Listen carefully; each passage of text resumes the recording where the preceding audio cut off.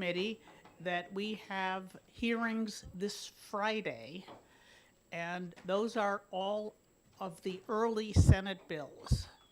So on Friday, we should be prepared to exec as many of those bills as we can. We'll have to do it no later than the following Tuesday. So please read those bills in particular, and if you think there are issues, spread the word. The only one I know about is the study committee on funding OPLC, and I have an amendment to delete that and combine it with the other study committee we have on how to run the OPLC, because it doesn't make sense to have two of them, particularly since they'd probably pick the same people to serve on both those committees. All right. So it being 10 o'clock, I'm opening the hearing on Senate Bill 223, and I call Senator D'Alessandro.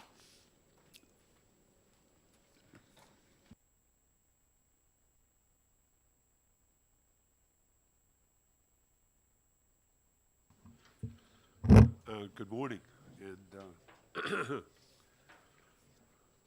I hope everyone is having a great day. It's early, I understand, but always great to see you, this august body, and it's a privilege and a pleasure to appear before you as the prime sponsor of Senate Bill 223, relative to the requirements for recovery housing. Years ago, I sponsored an initial piece of legislation that talked about recovery housing, and it was in reaction to the problems that had surfaced both in Manchester and, excuse me, in the city of Franklin with regard to recovery housing. So we had to wrap our arms around recovery housing and make sure that it was really recovery housing. Former police chief of Manchester, Dave Mara, came to me, and the requirements that were initially suggested were too stringent in terms of the square footage. So this piece of legislation is meant to adjust the square footage so that it meets the national standard and is applicable to all of the recovery housing in New Hampshire. So after the implementation of House Bill 377, which resulted in RSA 153:10-D, it was discovered that the 200 square feet per resident requirement is too restrictive. 200 square feet is too restrictive. The 200 square feet per person standard is required for single-family homes. The National Association of Recovery Residences standard is 50 square feet per person in each sleeping room.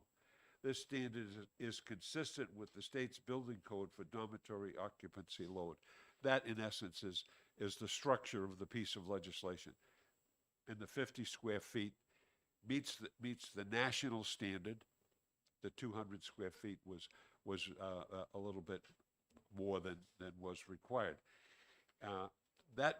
That's the corpus of the bill. That's the intent of the bill. That's the rationale for the bill.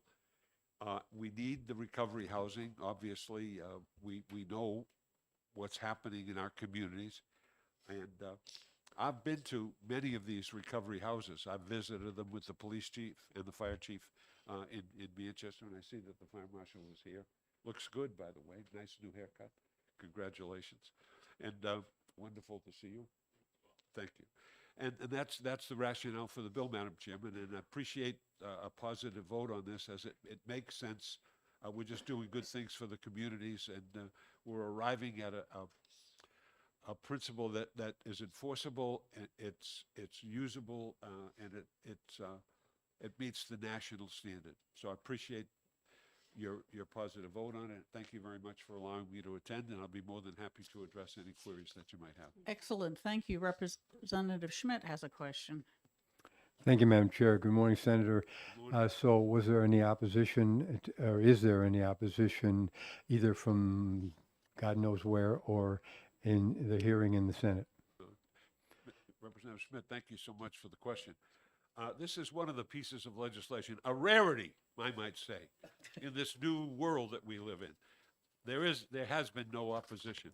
I think it's well received by all of the parties, the individuals involved, and by those who are in the recovery business, by the fire marshal. I'm sure he's here to support it. by our local fire chief in the city of Manchester, and for all of those who were involved. And that's, as I say, that's a rarity in this life. Thank you. You're welcome. Thank you. Senator, I have a question. Yes, The previous requirement was essentially per the house, 200 square feet of house Yes. per resident. This is purely for bedroom space. yes. Thank you. So this says that there doesn't need to be any, and there's no restriction or limitation on how much space there is other than in the bedrooms. Is that correct? Thank you for the question. Yes, as I understand it, that's the way it is. Okay, thank you. That's a little weird, but Representative Fellows? Thank you, Madam Chair. That was exactly my same question. I'm going to continue on that line and ask you, since I really don't know much about recovery houses, we don't have any in Holderness. But my best understanding is that it's supposed to be a supportive environment for people recovering from probably some kind of addiction. And that what I read in the papers is it's kind of like a family model, and people have chores and they need space to act like a family. And it seems to me that maybe if this amendment, if we have that, but also put back in some amount of space, I don't know if it has to be, what is it, 200, but some amount of space for the congregate area. Otherwise, you could have a home that's just like a row of bedrooms with no kitchen, no living room, no, space for them to get together and talk. I think that, first of all, thank you very much for your comments. Yeah, that's a good point. I've visited many of these sites, and they do have a congregate area, and they do have an area where they cook. Now, I don't know if that's specified. It isn't specified in the law. What we're talking about in the law is just the amount of the gross amount of square feet per bed for a sleeping room. But the amenities that are associated with recovery housing, I think they appear in the buildings that I have visited. There was a living room area, there was a cooking area. All right, there's a bathroom area. I mean, all of this was available. I think the fact that 200 square feet was required rather than the 50 square feet gave rise to the fact that you were creating problems because of the size of the entity. This addresses it and addresses what you have articulated, the fact that this is a recovery situation. It's an opportunity for people to recover, and to have some social environment that's there. I think the problem that I witnessed was some of these things weren't being handled as properly as they should, and I think we have a better handle on that now, and we're doing a better job. This helps in terms of meeting the requirement and also providing what you have mentioned. There's got to be a way to socially interact so that recovery is enhanced, and it isn't, it's not set aside. It's a positive situation that brings them forward, and social interaction is very important as far as that's concerned. Thank you. Thank you. Follow up. So, do you think you might be agreeable if we used what is written here, but we also we move that to be a new item and then amend the one of the total square footage to be something less, to make sure that there is that congregate area? I have no suggestion off the top of my head what that would be. Yeah, I don't. First of all, thank you for your comments. I don't have a problem with that. I think that's something you would expect in a recovery house. So if it's implicit or it has to be in the statute, I don't have a concern with that. I just wonder if it's needed. But Yes, I thank leave- you. I- We'll have to consider whether yeah, this is I the leave that to appropriate the place. discretion of the Representative Rhodes and then Grota. Thank you, Madam Chairman.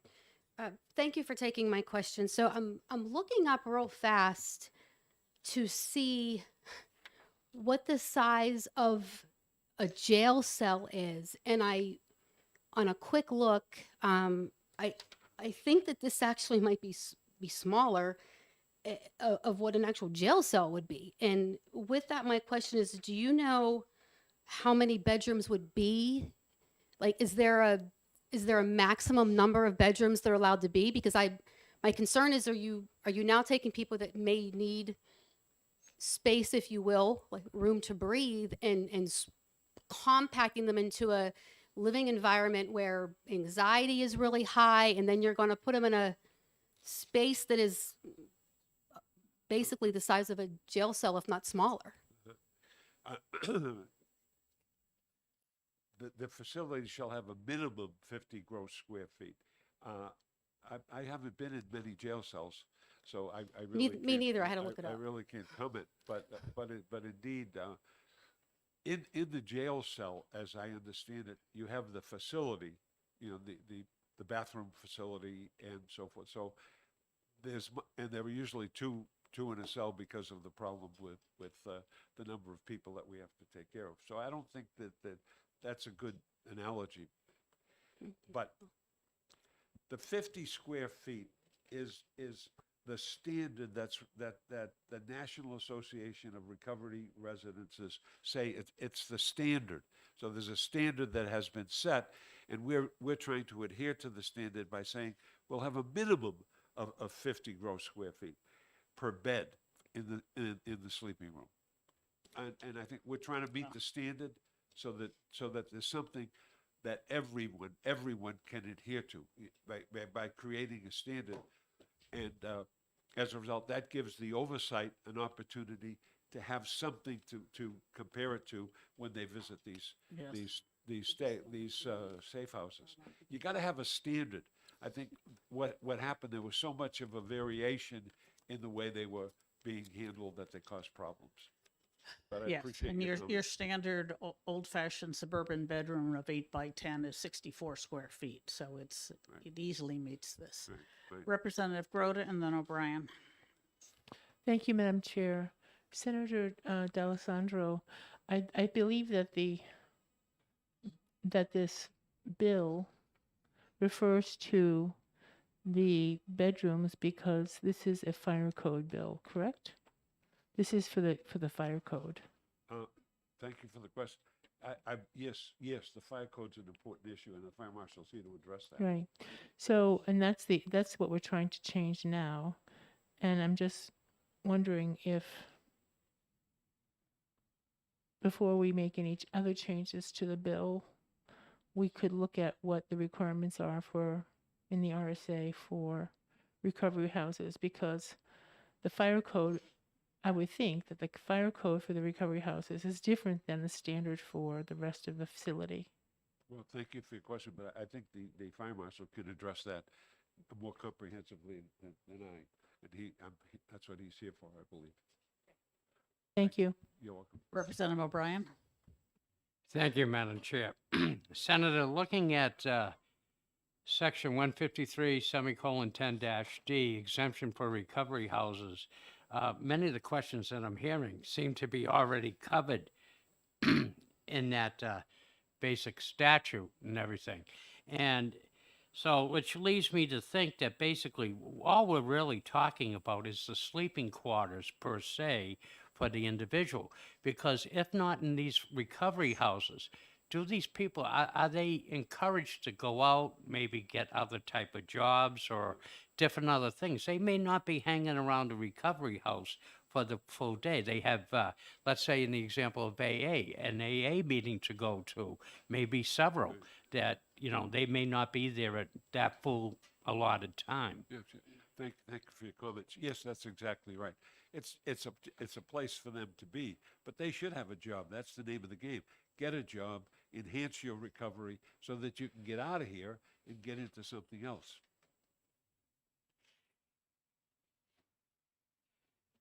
Thank you. Representative Marsh. Thank you, Madam Chairman. Thank you, Senator, for taking my question. Am I correct that this is an RSA 153 because all this is an exception to the fire code so that we can put more people into recovery houses in order to accommodate the demand for services, and that these are in fact not licensed facilities, and therefore there are no other requirements for these facilities? Yeah, thank you. Thank you for your comments. Yeah, I believe that's correct. Thank you. Thank you. Yes, there are quite a few things in the requirements for recovery houses. Other questions? Oh, Senate Representative Schuett. Thank you, Madam Chair. I'll just expand slightly on what Representative Marsh said and call attention to the fact that the language says gross square feet per bed per sleeping room, not the entire sleeping room, but per bed. My understanding is that that would be the space for this individual's like individual living quarters in perhaps like a dormitory type setting. Yes. Yeah, Would that I be got that correct? impression, and I will correct myself. An 8 by 10 room is 80 square feet. I was thinking of an 8 by 8 room. So yes, it depends on how the room is arranged, but having shared rooms of that size most of my childhood, it's you do need other spaces. Thank Does you. anyone else have questions for Senator D'Alessandro? Representative Judy? Good morning, Senator. Good morning. I know recovery houses is temporarily. So what about if that person have children? Well, that's a good question. I don't think the recovery houses were meant for families. I think they were for individuals. Now, families in transition is another component that we have in Manchester, which is for families who are making that transition. But I believe that the recovery house is for an individual. All right, thank you. Other questions for Senator? Representative Bailey? Thank you, Madam Chair, and thank you, Senator. This will be a simple one, hopefully. I'm familiar with the term square feet. How does the adjective gross alter that, if at all? I don't think it. I don't know, to be honest with you. I think gross square feet includes the number of square feet in the area. Now, maybe the fire marshal can address that question specifically, but I'm assuming that gross square feet means gross square feet. That's the amount of square feet that's available in that particular area. Before a subtraction of some sort? Well, yeah, before a subtraction of some sort. Because that would be adjusted, the adjusted gross, if indeed that were the case. Thank you. Thank you for the question. All right. You'd think a one-line bill would be easier to present, wouldn't you? Other questions for the senator? Seeing none, thank you very much. Thank you very much. And I for call your attention. Representative Goley. And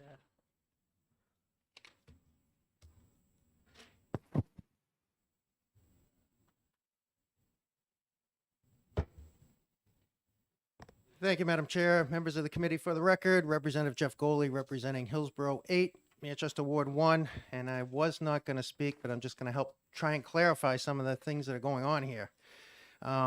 This is just one piece of the exemptions for recovery housing. You have to go through and look at, like Representative O'Brien pointed out, the full context of RSA 153:10D that deals with exemptions for recovery houses. Because in there, you will see, I mean, this just deals with the sleeping quarters, not the living quarters, the sleeping quarters. There's still everything else in there. And properly maintained electrical system, properly maintained heating system, properly maintained cooking appliances, that is all part of the statute in these recovery houses. That's all we're doing here is looking at the square footage for sleeping quarters for the individual to sleep in. So it has the support of the fire marshal. He's here. He can answer any other questions. But I ask that you pass this as is and not get into the weeds, because this is just dealing with sleeping quarters. Nothing else in recovery housing. Thank you. thank you. it does appear that the current statute just specifies as square feet per resident. And this narrows it down to merely the sleeping quarters, and that was what the concern was, that you're not addressing the other issues. But I agree with you, this may not be the right place to put any other requirements. Representative Rhodes. Thank you, Madam Chair. Representative Goley, do you know, I'm just curious, is there a limit to how many bedrooms are allowed to be in a sober home or recovery facility? I do not, but I'm sure the fire marshal can answer that question, who is here today. Okay. Sorry, I'm trying to find it. I don't think there's a maximum number, as long as you meet the standards of having the proper inspections and fire alarm systems and any of that stuff. Okay. Yeah. It's also, this section talks about the rules adopted by Health and Human Services, so that's maybe where things like that are. Any other questions for Representative Goley? Seeing none, thank you very Thank you. much. And I call Jake Berry.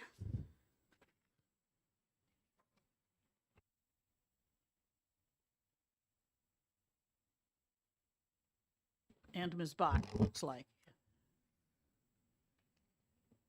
Good morning, Madam Chair, honorable members of the committee. My name is Jake Berry. I'm the Vice President of Policy at New Futures, and if you don't mind, my colleague, Ms. Bach, is going to testify here with me.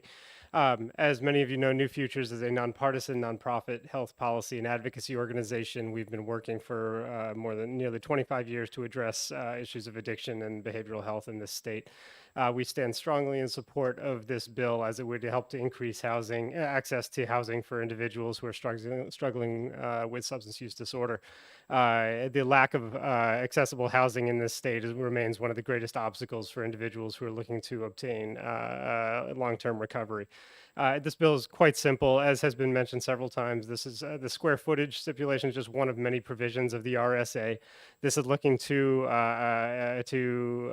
be able to bring in more recovery housing. There are a number of houses, and Ms. Bach can speak to this better than I can, who are not able to meet the requirement of 200 square feet, and specifically in a bedroom that is far in excess of the national standard. So we're looking to bring the square footage requirement in line with the national standard to be able to help more housing facilities be able to meet this requirement for the fire codes. Thank you for giving me the time to speak. My name is Kim Bach. I'm the Executive Director for the New Hampshire Coalition of Recovery Residences. We don't run any recovery residences. We certify that the recovery residences meet the national standard, as Senator D'Alessandro suggested, by the National Alliance of Recovery Residences. They have 31 standards to meet. There are several parts to many of those standards. We're looking at many, many aspects of the home, so I can address a few of the questions that were asked.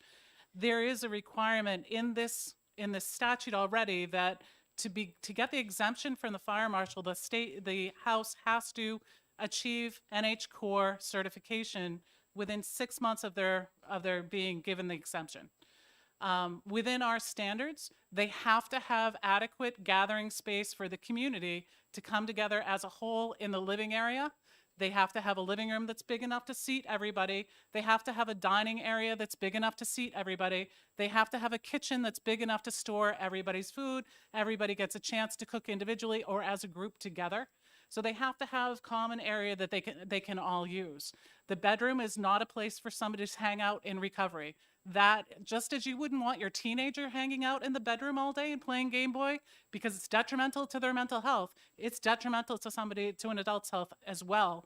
That's not where they're supposed to be hanging out during the day. There was a question asked about children. We do have, of the 72 houses we have now certified, and we've only been around for 2 years, so we're moving along on this. We do have one house that does accept children, but it's a very special program. It's Hope on Haven Hill, Abby's Place, accepts children. And we're very careful about what that looks like and that it's an adequate home-like environment that for the women and their infants.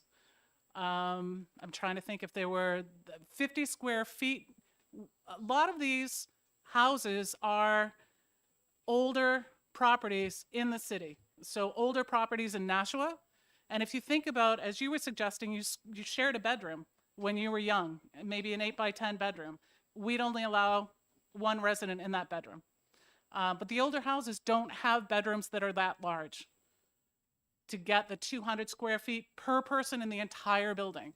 There was a question, is there a limitation on the number of bedrooms that you can have in a house?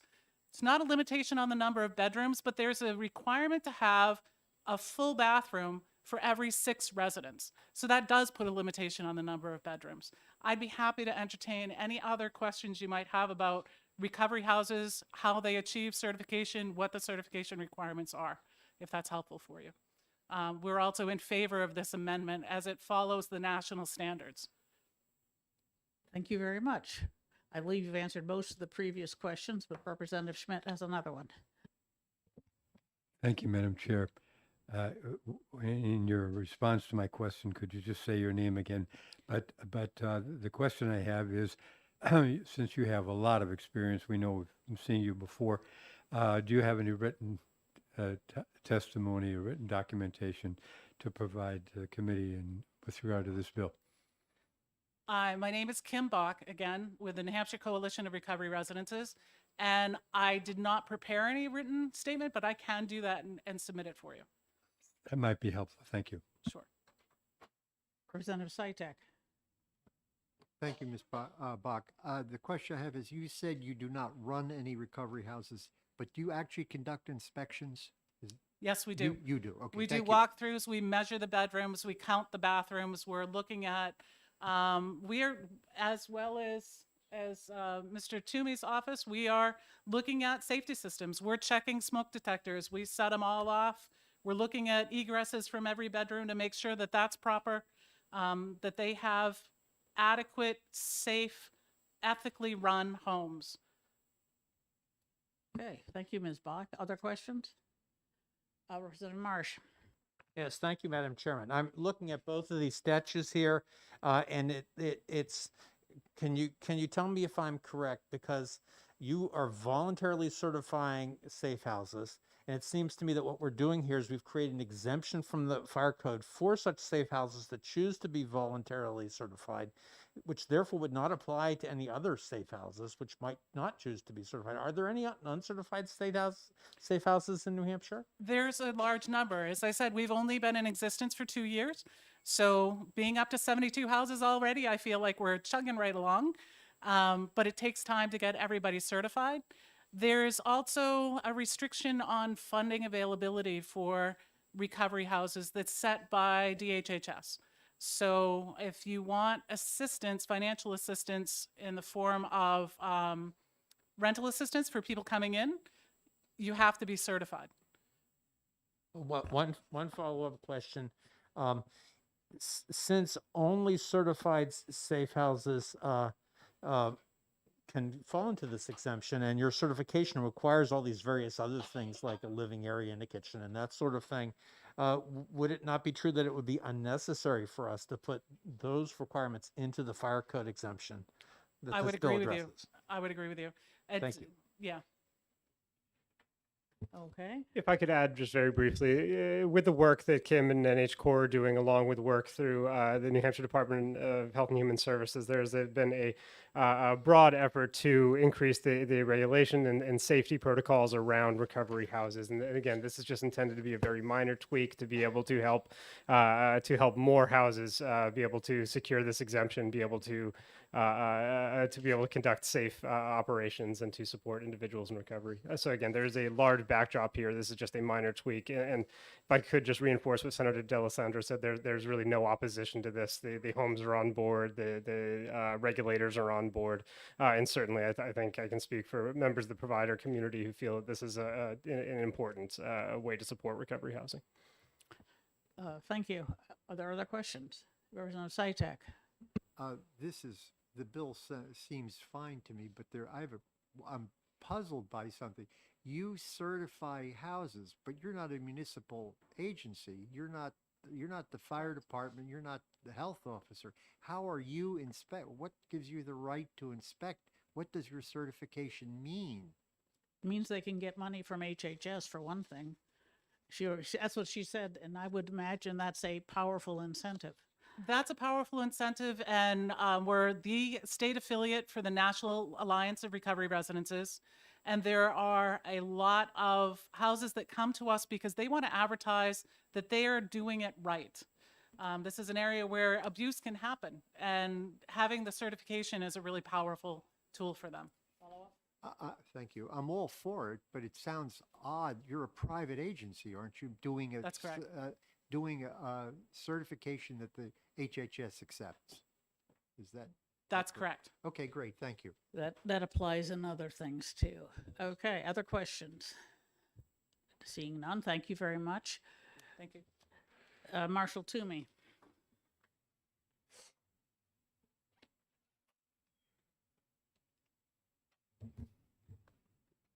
Good morning. Thank you. My name is Sean Toomey. I'm State Fire Marshal, and with the hopes of not complicating things too much more, but I support the bill, and the Fire Marshal's office supports the bill. The Board of Fire Control has been actively involved in this. They also support the change. Where we kind of landed in this, we've worked closely with New Hampshire Corps, the recovery communities, the fire chiefs, and the code officials over the last several years, and we landed with House Bill 377, and that included the 200 square feet. Since we've implemented it, we realized we needed a slight change and a cleanup. So how we got here in the first place was, from the code perspective, we look at 1 and 2 family homes, much like we probably live in, or you look into apartments, or you look at hotels or dorms, you look at lodging and rooming. And most of these ended up in the classification of lodging and rooming, and it required more robust fire protection requirements that were a little bit burdensome to the recovery community.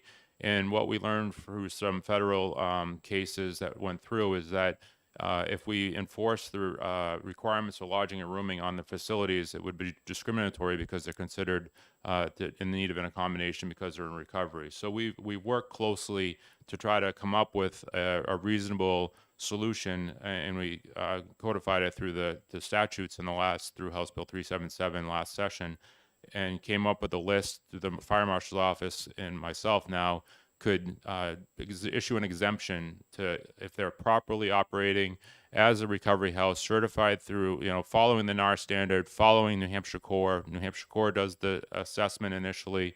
We work closely with the local fire departments, do inspections, and we issue a variance and do a visit for each of these facilities.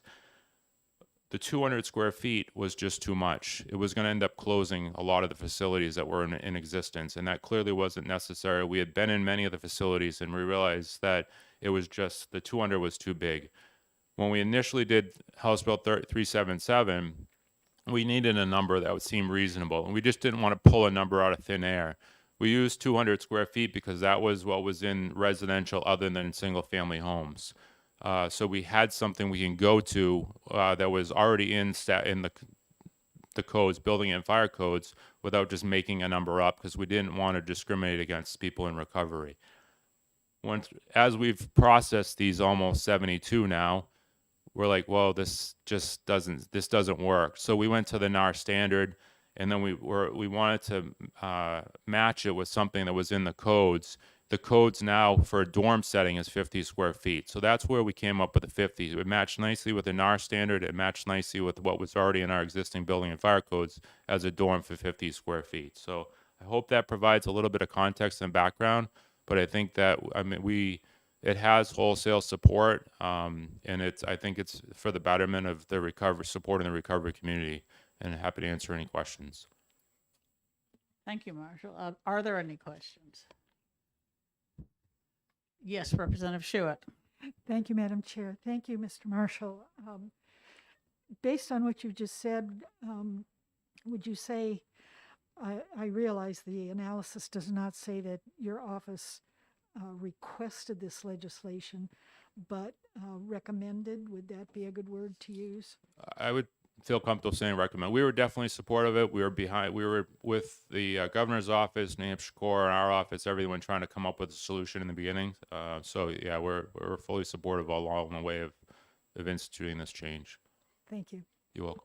Representative O'Brien. Thank you, Madam Chair. Thank you, Marshall, for taking the question. You've heard a lot of the debate and many of the questions that went on. In reviewing what you've heard as far as questions from this, body. Do you see any amendments in need, this bill in need of any amendments or anything? Or do you think it's satisfactory as it stands alone? Thank you for the question. I wouldn't recommend any further changes at this point. I don't think we want to complicate matters any. Having been in many houses throughout the state at this point, I think this is a great solution and hopefully will put us in a really good spot to support these facilities. Okay, thank you. Other questions? Representative Pearson. Thank you, Madam Chair. Marshall Toomey, the voluntary certification by New Hampshire Corps, they just touted the inspections that they conduct. Would it be correct in a line of thinking that that does not alleviate, that's a wrong word, it does not take the place of a local municipality conducting their own inspections as a municipal fire agency?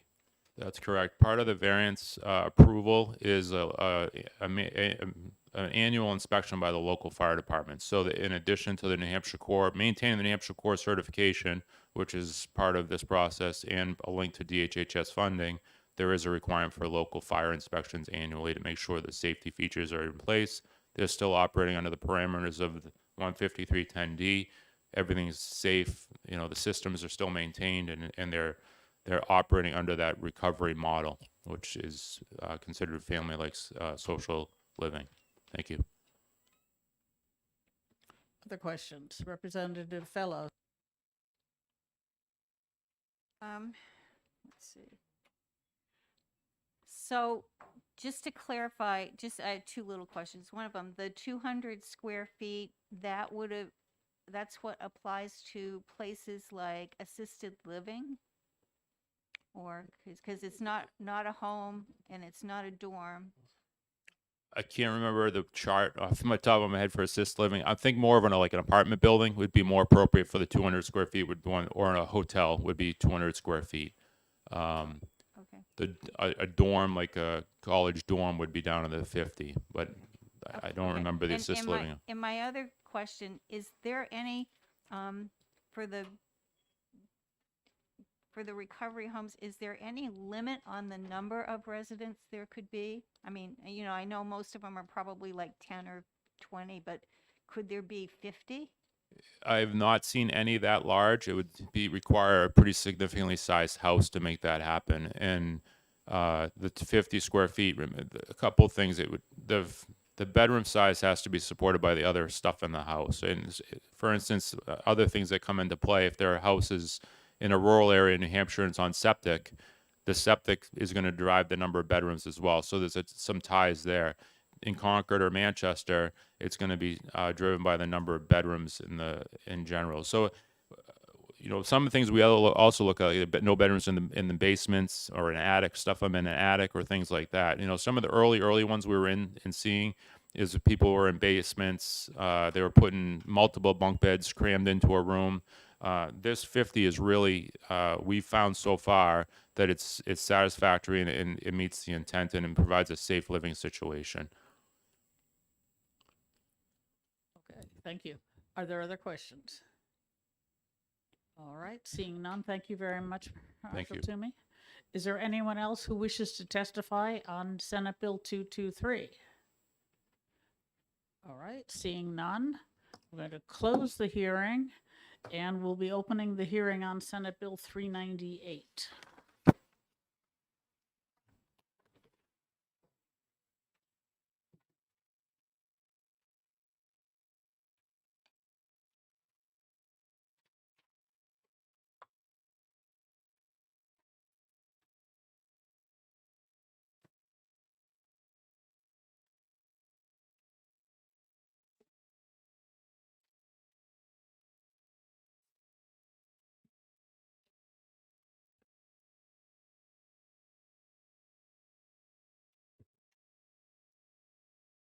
Good morning, Senator.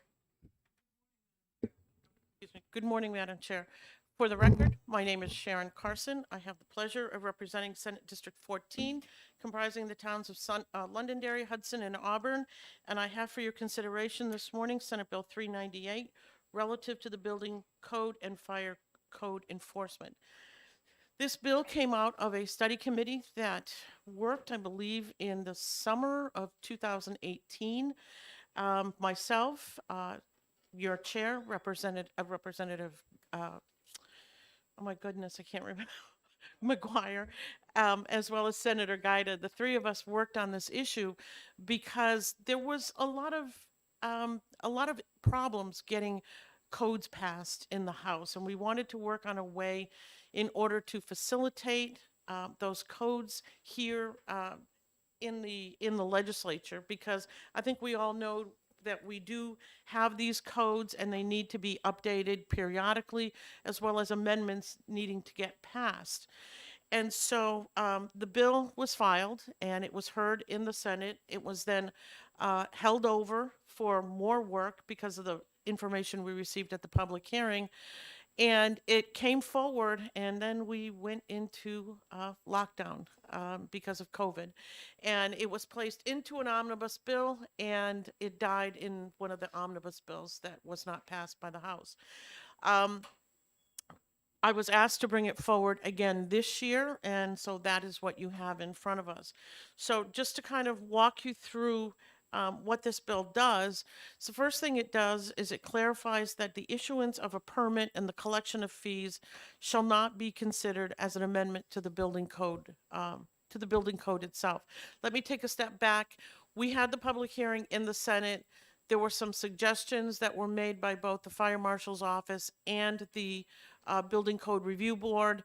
And what you have in front of you as amended by the Senate are their recommendations.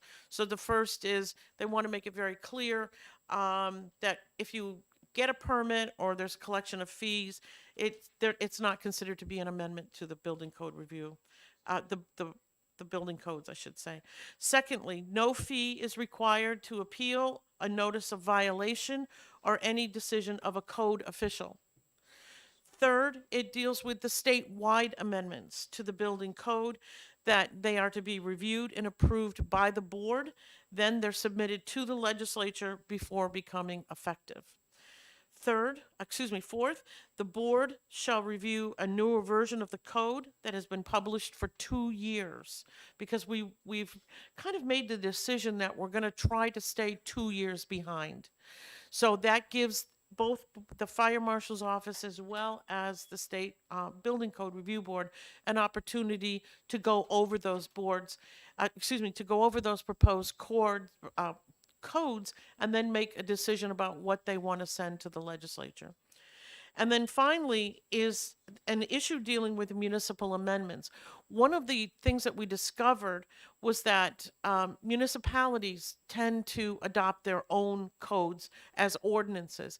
And oftentimes those codes go way beyond what the State Building Code Review Board has authorized or the legislature has authorized. This makes it difficult for tradespersons when they go from community to community. Instead of having one document that they're working off of, they're dealing with a different document in every single community. And that can make it harder for them to do their jobs. So what everyone came up with was a procedure that first that a municipality shall submit proposed amendments to the board for review prior to adoption. We're not saying that you have to get them approved by the board, but the board just wants to take a look to review whatever amendments that you want to adopt for your community. Second, it allows for an advisory opinion where the Building Code Review Board can take a look at that and they can say, well, this is what we think about this proposed amendment. Third, it looks to see that the proposed amendment does not establish a requirement which conflicts with or are less stringent than the most recent statewide building code that's been approved by the legislature, and there are no conflicts with the fire code itself. Again, what we're trying to do is to get everyone on the same page when it comes to these building codes. And then finally, they're published by the board. So that way, a tradesperson who's looking to work in any community knows that I can go and look at these building codes, They're all updated in one place instead of having to go to each municipality and dig through those codes to find out which ones are different. So at this point, Madam Chair, I'm going to conclude my testimony. I will try to answer questions, but I am not a building code official. We do have individuals who are here that have worked on this with the Building Code Review Board, and Fire Marshal Toomey is here to answer any questions that you might have. Thank you very much, Madam Chair. Thank you. Representative Lekis? Thank you, Madam Chair. Just one question, and that is, it was my understanding that we've been updating the building codes every 3 years, and part of the reason for that was to see how they worked out elsewhere and if there were problems. And apparently this drops that down to 2 years, and I'm wondering why that was done, if I'm correct. Thank you very much. If my memory serves me correct, it was we just didn't want to get too far behind. There has been a lot of difficulty in getting codes passed by the legislature. And if we wait too long, we get too far behind, and what ends up happening is insurance rates go up for either a builder for building a single family home. Again, that cost gets put off to the new buyer, or for commercial developments as well. There is a fire and safety code. We do not want to get too far behind on that code either, because we are dealing about the safety of individuals that are in hospitals, nursing homes, and other places. And we thought 2 years is a workable schedule. And we have just gone through what I guess you would call the first cycle of the 2 years. And what's really working out well is everyone is working together. And that's why, and it has made it much, much easier to get these things looked at and to get them passed. Thank you. Thank you. Representative O'Brien? Thank you, Madam Chair. Thank you, Senator, for taking the question. Looking at the bill on line 12, Section 4, the committee shall work with the Building Code Review Board and the Board of Fire Control. When you mentioned the Board of Fire Control, would it be better to specify I would assume that means the state fire marshal? Thank you for your question. I think when we were talking about the board, we were talking about the Building Code Review Board. So and that is, excuse me, not to interrupt No, you, no, if I that's may. okay. But so the Board of Fire Control is the Building Code Review Board? It's my understanding that there's two separate boards. One Yes. is the fire board and the other is the state building code review board. The fire marshal's telling me correctly.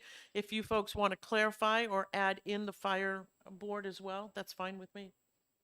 Okay, I'll withhold that question, Madam Chair, until if the fire marshal's going to testify. Thank you, Senator. You're welcome. Representative Pearson, did you want to respond to that? You and I can talk. I can explain if you need it, but I think the marshal will take care of it. Yep. Representative Schuett? Thank you, Madam Chair.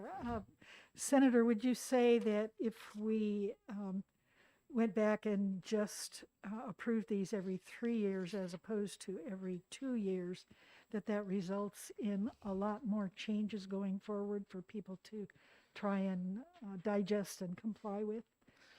Thank you for the question. Yes, I would agree with that. And if you have every 3 years, you're dealing with oftentimes a different group of people, because we are elected for 2 years in a 2-year cycle.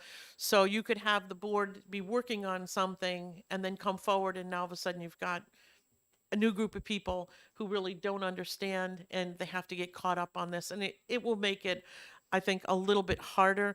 And heaven forbid you fall into a budget year where a lot of people are just really focused on the budget itself. Representative Groda? Thank you, Madam Chair. Senator Carson, the building codes are a minimum, right, are the state Yes. minimum. So this would not prevent municipalities to put in ordinances codes that are more stringent. Is that correct? All this does, thank you for the question. All this does is it creates a mechanism for the Building Code Review Board to look at those amendments and to talk with the municipality and say, this is more stringent, or this is less stringent, but it doesn't prevent them from adopting them. Okay. In the original legislation that I had filed, it said if the Building Code Review Board said this is not good, they couldn't adopt that. But the municipalities were very upset about that, and we don't want to tread on their toes. We just want to try to get everybody on the same page. Follow up. Sir. So in municipalities that don't have a building inspector, or how do they then, how do we ensure that the constructions that's being done in those municipalities does meet the building code? Well, thank you for the question. I don't feel that I'm in a position to make that kind of an assessment, but I know that Building Code Review Board folks are here, as well as the Fire Marshal. And I believe that, I want to say maybe a year ago, or maybe two, we had legislation that would allow the state fire marshal to be the inspecting entity on places that do not have building codes, a person to look Right. for that stuff, the Thank you. inspectors. So. Okay, thank you. But they will answer that question better than I can. Thank you. Thank you very much, Senator. Thank you. Marshal Toomey, I understand you want to testify, correct?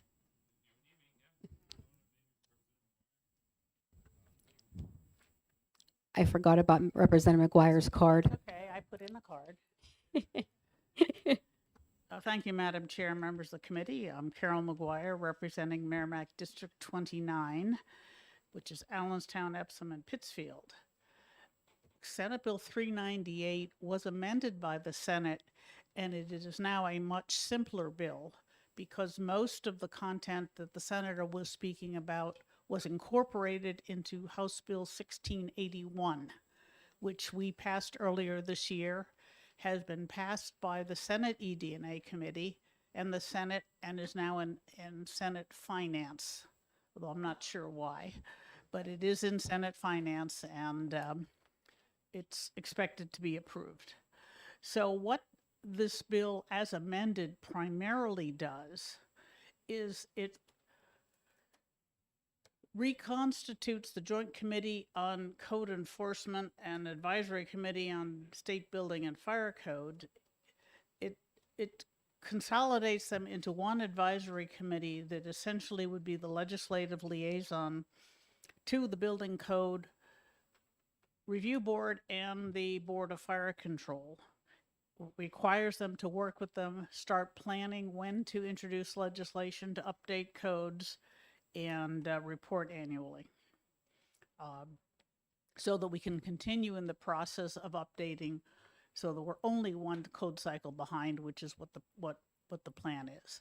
The State Building Code Review Board has started looking at the 2021 codes. They're not ready for adoption, but or not this session, next session would be appropriate.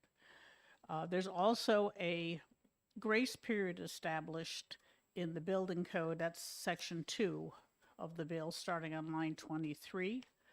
That is a simplified version of what we approved in House Bill 1681, and the committee might want to think about deleting it from this bill because, as I said, it's a simplified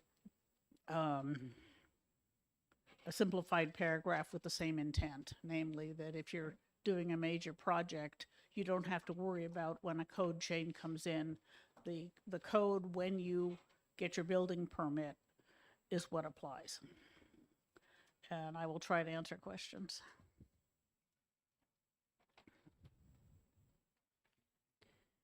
Thank you, Madam Chair. Madam Chair. So, just so that I understand building codes in general, because I don't believe my town has any of those. Is it correct that the state will publish these building codes kind of as a model? No. The state building code is effective throughout the state. It is passed by the legislature and the Building Code Review Board, and it applies throughout the state and even to towns that don't have building inspectors. If you do something in a town that does not have a building inspector, such as my town, the person who builds the house is responsible for making sure it meets the code. And it may be inspected, or it may not be, but it's still the owner's responsibility to do so. And the state fire marshal, I believe, and the building code review board help with major projects that are outside of the towns that do have these officials. A town may adopt an amendment to the building code that is more stringent than the base code, but House Bill 1681 requires it to be sent to the Building Code Review Board for approval. And do they have the option to say that they don't want to follow one provision, or? Only if they are making it more stringent by doing so. Okay, thank you. See no further questions? Thank you very much. Thank you, Thank you, Chairman. Marshal Toomey.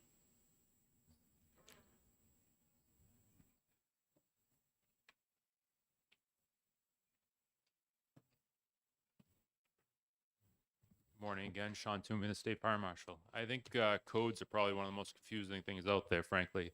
So sorry we were doing this crash course on education for you tonight. So this morning, Senator Carson, I think, gave a great background of the package of where we're at and sort of where we're landed with some of the Senate Bill 398.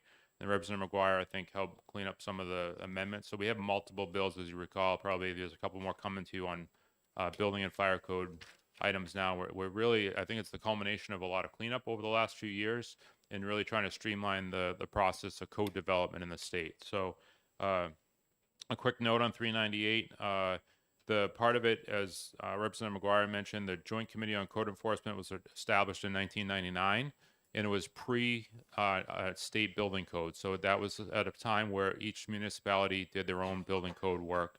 In 1999, it established a Joint Committee on Code Enforcement, which is kind of a subset of the Board of Fire Control, and it brought together different representatives, professional engineers, building officials, fire officials, water well board, and others, architects, to try to talk about common concerns around code enforcement and kind of come up with a plan to go to a state building code. Once that happened, the board, Building Code Review Board was established, and the kind of the useful life of the Joint Committee on Code Enforcement is no longer. So this bill eliminates the Joint Committee on Code Enforcement and establishes in its place the advisory committee that Representative Mcguire spoke to, so that the Building Code Review Board and the Board of Fire Control can feed up an annual report to the legislature, sort of a summary of its activity over the last year of any necessary, whether it's amendments that come forward for the building or the fire code side, or proposals for a wholesale update to the fire code and staying with that 3-year cycle. The 2-year part of it is we have to be published for at least 2 years before either board considers updating a wholesale code. So we're in the 15 codes now.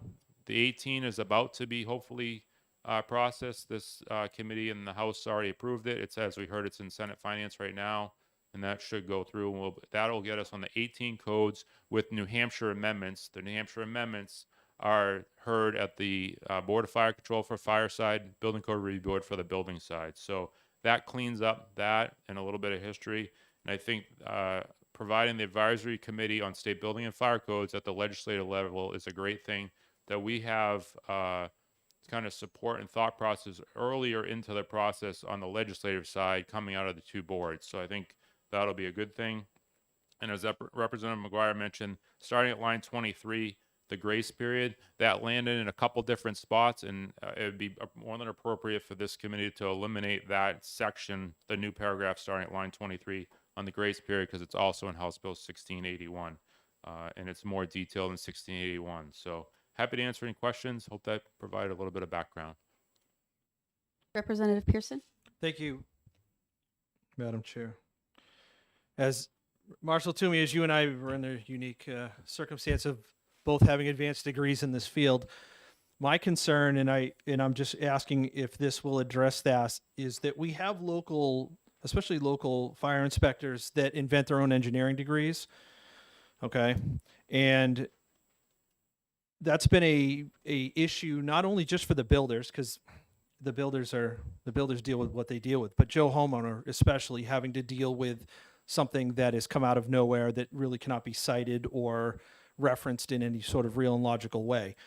Does this provide the ability for John Q. Public, when they have an issue with a local fire official that's inventing his engineering degree, to come before the state and have that decision reviewed? That would be in Senate Bill 443. That portion of it on the building side. The fire side of it is not in there right now. It's not in 443. No, that ended up being amended in the building side of its own in there now. I spoke with a representative from the ECBA, Steve Rancourt, who probably many of you are familiar with yesterday, and they're looking to add it in, and we would support it as long as the process follows what we established on the building side. So, okay, great. Thank you. You're welcome. Representative Schmidt. Thank you, Madam Chair. Fire Marshal, I want to bring you back to your remarks before Representative Pearson interrogated you. You referenced in the bill on line 23 and following. Could you repeat that just so we get it right? Did I hear you correctly that you suggest that we strip that out of the bill? Yes, yeah. So, Starting at line 23 down through ending at 29 at 29 would be appropriate. That's covered in House Bill 1681, which was already passed by the House, and as I said, is in Senate Finance right now. Thank you. Welcome. Very helpful. Seeing no further questions, thank you for your testimony. Thank you. Mr. Sherman.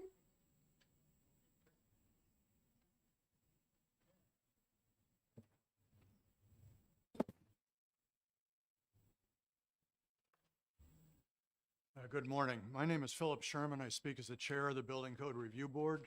I speak in favor of this bill. I strongly support the concept of a standing legislative committee, which will lead to positive working relationships between the BCRB and the legislature, and will help us get more quickly to a standard schedule for code updates, not to mention the ability to deal with other related issues in a more orderly manner. We look forward to working closely with this committee once it's formed. This bill also provides a 6-month grace period previously discussed where the current or the updated code may be used. Different language which amends a different RSA section but to the same effect is presented in HB 1681. I recommend, as previously recommended, that the HB 1681 language be used in effect take it out of this bill, as it has more precise language. It's not only longer, it gets to the point more accurately, and has been agreed upon by several of the groups having interest that are represented on our board. My written testimony, which Madam Chair, you have a copy of, gets to the differences, but that may not be germane at this point. Thank you for this consideration, and take any questions. Representative Schmidt. Do you have any commentary with regard to the Fire Marshal's recommendation to remove lines 23 through 29? Yeah, it gets to the point. I agree fully. That's one way to deal with it. It's probably the best way. Thank you. The language in 1681 is our preferred language, so. Thank you very much. Thank you. Seeing no further questions, thank you. Are there any other members of the public that wish to testify? Seeing none, I will close the public hearing on House Bill 398.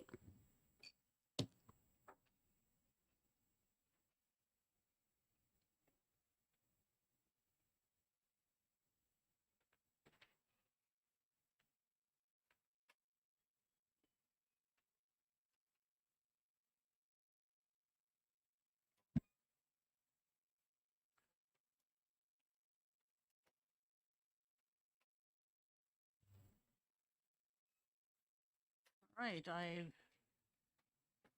am opening the hearing on Senate Bill 460 and call Senator Reagan. Good morning, Madam Chair and members of the Executive Departments and Administration Committee. I'm Senator John Reagan from the Senate District 17, the heart of New Hampshire, and I bring to you today Senate Bill 460, which deals with the Joint Committee on Employee Classification. I don't know how much you want to know about that committee, but we have two types of employees in New Hampshire. We have classified and unclassified. The classified positions are looked at as the salaried employees and the unclassified as the hourly employees.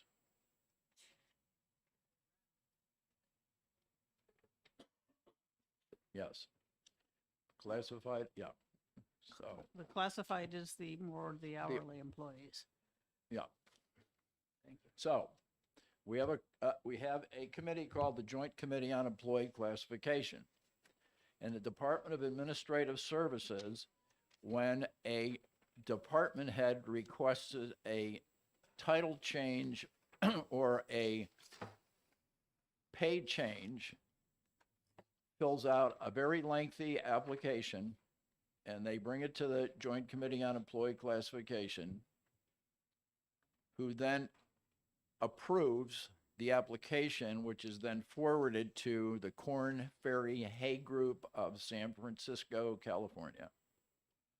And what the Hay Group does is compares that job with similar jobs throughout the United States and seeks to justify or not justify the request for the change in title or the increase in salary. We have recently the former Commissioner of Health and Human Services, who found that Health and Human Services were titling people at the seeking a certain pay grade and disregarding the titles. So hence we have this bill with a laundry list of job titles that are just dismissed and reinstated.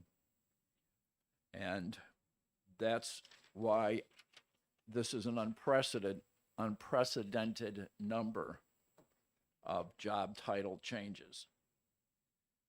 So when the recommendations come back from the Hay Group, the committee meets and approves the recommendations, which are sent to the Fiscal Committee, and that's how the unclassified people get changes in pay grades.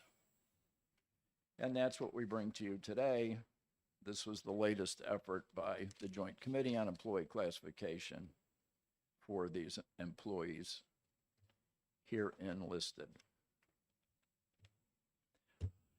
So that these actually can be done, it requires an act of the legislature. So we put it into bill form and bring it to you today and to the House and the Senate for approval. Thank you, Senator. Will you answer questions? Sure. Representative Schuett and then Grota. Thank you. This is actually more a question for the chair. Have we seen an updated fiscal note on this bill? I see that the statement at the time of introduction was that they did not have information. I checked just one of the We'll let positions. and- Representative Grota ask her question while I look that up. Okay. Thank you, Senator Reagan. So if I understand what you just said to us, the first 9 lines of the bill are titles that are no longer being used, and therefore we're going to delete those. Yes.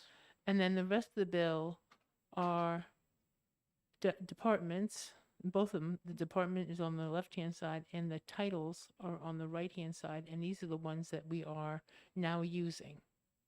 Is that correct? Yes. Okay, thank you. There's no note that this bill has a new fiscal note. And I would expect if I understood Senator Reagan correctly, these are the same people doing the same job. We're just rationalizing the titles? Is Well, that the correct? titles and the pay grades. And the pay grades? Yes. So are people getting major raises because of this? Within the reasonable judgment of the Hay Group, that they are in line with their peers in other agencies, Okay. that they are earning that rate of pay. Okay, I see. But for example, on line 5, there's a Glen Cliff Home Administrator, salary grade FF. And down on line 29, there's the Executive Director of the Glencliff Home, which I presume is the same person or the same job, at grade HH. Okay. Just for one.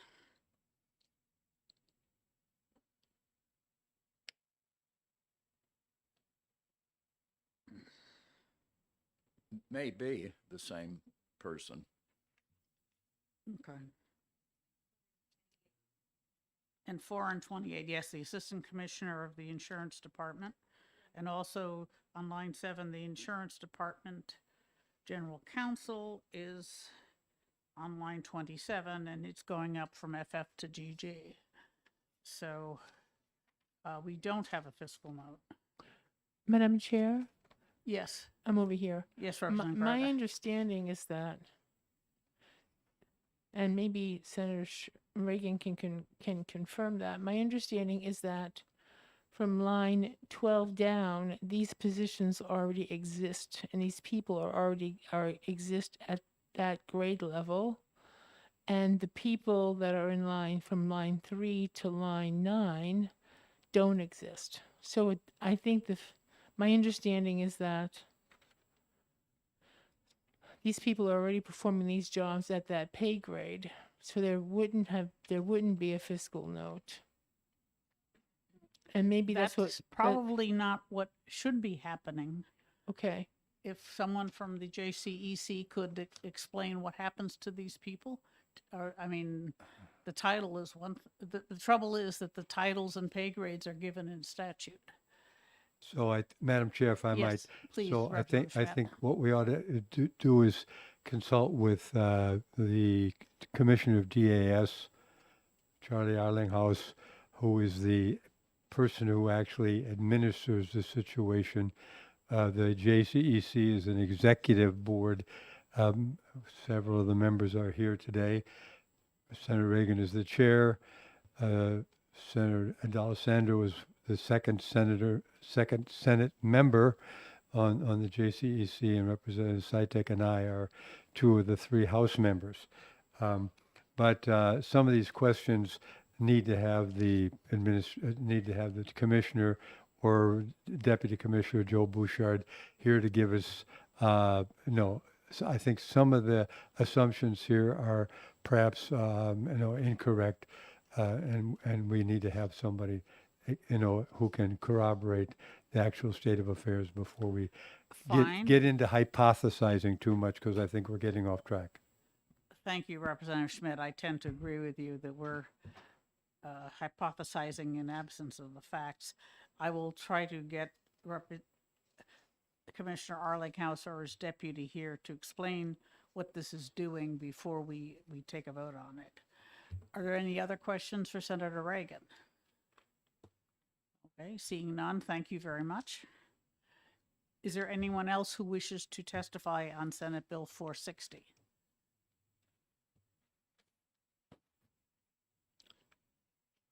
Okay.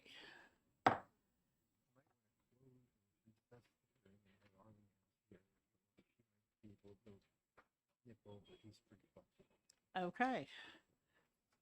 That's a good idea. I think I will recess this until 1 p.m.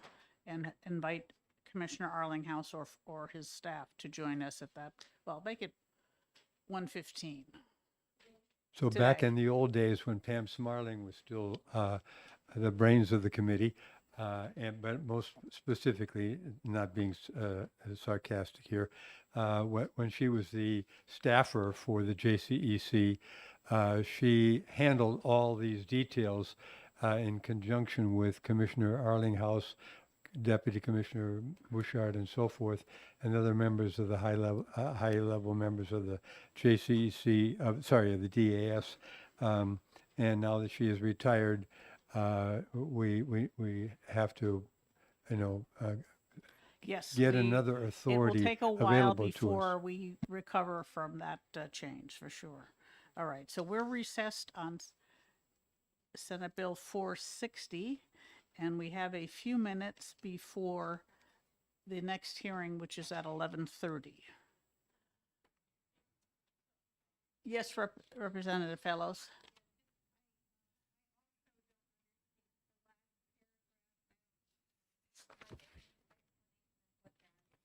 Okay, I will invite the commissioner over. I'm going to right now, okay? All right. We will resume at this hearing at 1:15, and at 11:30 we will have a different hearing.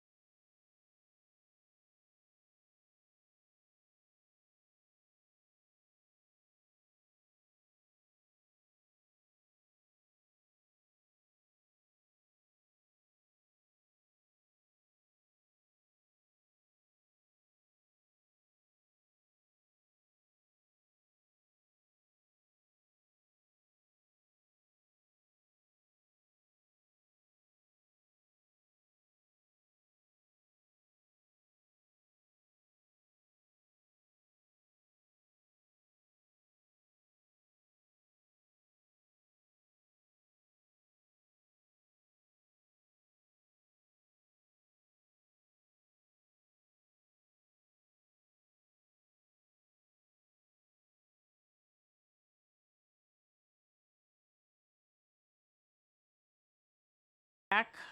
I'm opening the hearing on Senate Bill 356 and calling Senator D'Alessandro.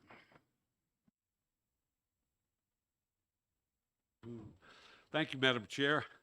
For the record, I'm Senator Lou D'Alessandro. I represent District 20, Manchester Wards 3, 4, 10, 11 in the town of Goffstown. I come before you as the prime sponsor of Senate Bill 356. This bill was asked for by the Department of Administrative Services as a way to contain medical costs. I'm here today to introduce Senate Bill 356 relative to medical benefits payments by state retirees. This is a bill to amend the administrative billing process as outlined in the application sections of RSA 21-I:30 and RSA 100-A:54 for state retirees and other eligible members of the State Retirement Health Benefit Plan. Effective on January 1st, 2019, the Department of Administrative Services, DAS, transitioned all Medicare retirees from the previously self-funded Medicaid supplemental plan to a fully insured group Medicaid Advantage plan. By doing so, the state capitalized on additional federal funding and decreased the premium cost charged to both state and Medicare eligible retirees. The intention of Senate Bill 356 is to update the premium billing and collections process to ensure compliance with current Medicaid laws, which will help sustain the savings available to the state through the fully insured plan. This bill is at a request of the Department of Administrative Services, and they're here to provide you with additional information and to answer your questions. Cassie Kahn is here, and Joyce Pittman is here, and both should be commended for the work that they have done to control costs. When I chaired the Finance Committee on the Senate side, we looked at the cost for retirees' health benefits, and you all know how high they are. Both of these people have done yeoman work in controlling costs and giving better service to the retirees. This bill does a number of things. I'm not the expert. Cassie's here, and Joyce is here, and they have embellished the process. I can say that without question. And they're wonderful to work with and great people. But the bill amends the administrative billing process outlined in RSA 21-I:30 and RSA 100-A:54 for state retirees and other eligible members of the State Retirement Health Benefit Plan. Medicare retirees were transferred from the previously self-funded Medicaid supplemental plan to a fully insured group Medicaid Advantage plan effective January 1st, 2019. Senator, Yes. I don't like to disagree with you, but you keep saying Medicaid, and I believe Medicare is the operative program. Is that you're correct? Right. You're right. Perfect. Thank you. Thank you so much for that correction. I appreciate that. I want the committee to get confused. Right. Well, I'm sorry. I could confuse you, I think. So I apologize for that. I'm mortal. Thank you. This change allowed the state to capitalize on additional federal funding and decrease the premium cost for both state and Medicare eligible retirees. This bill intends to update the premium billing and collection process as was requested by the department. And Cassie Kahn was instrumental in assisting with this situation. And as I say, both members of Admin Services are here. This does good things for the state, and it does good things for the retirees, which indeed is important. And I think the key issue is it decreased the cost from 171 million to 130 million in 22-23, from 18-19 to 22-23, and that's a fairly significant reduction in cost. And the decreased budget can be attributed to successful procurement efforts and contract management combined with maximizing federal subsidies on the Medicare plan. With that, Madam Chair, there aren't many questions that I can answer about this other than to say it's a good thing. It's a benefit to our retirees, and it's a real kudo to our state employees who do such a great job in fulfilling their job responsibilities. And that's to take care of the needs of our state and to deliver results in the most efficient and effective manner. So with that, Madam Chair, I'll retire. I'll try to address any questions that you might have, but the two employees are here. They are experts in the area, and they've done all the work. Okay. So, If they've with- done the work, I think we should ask them because they'll probably be able to explain in more detail. Thank Great. you, Senator. You're very welcome. Ms. Keen and Ms. Pittman.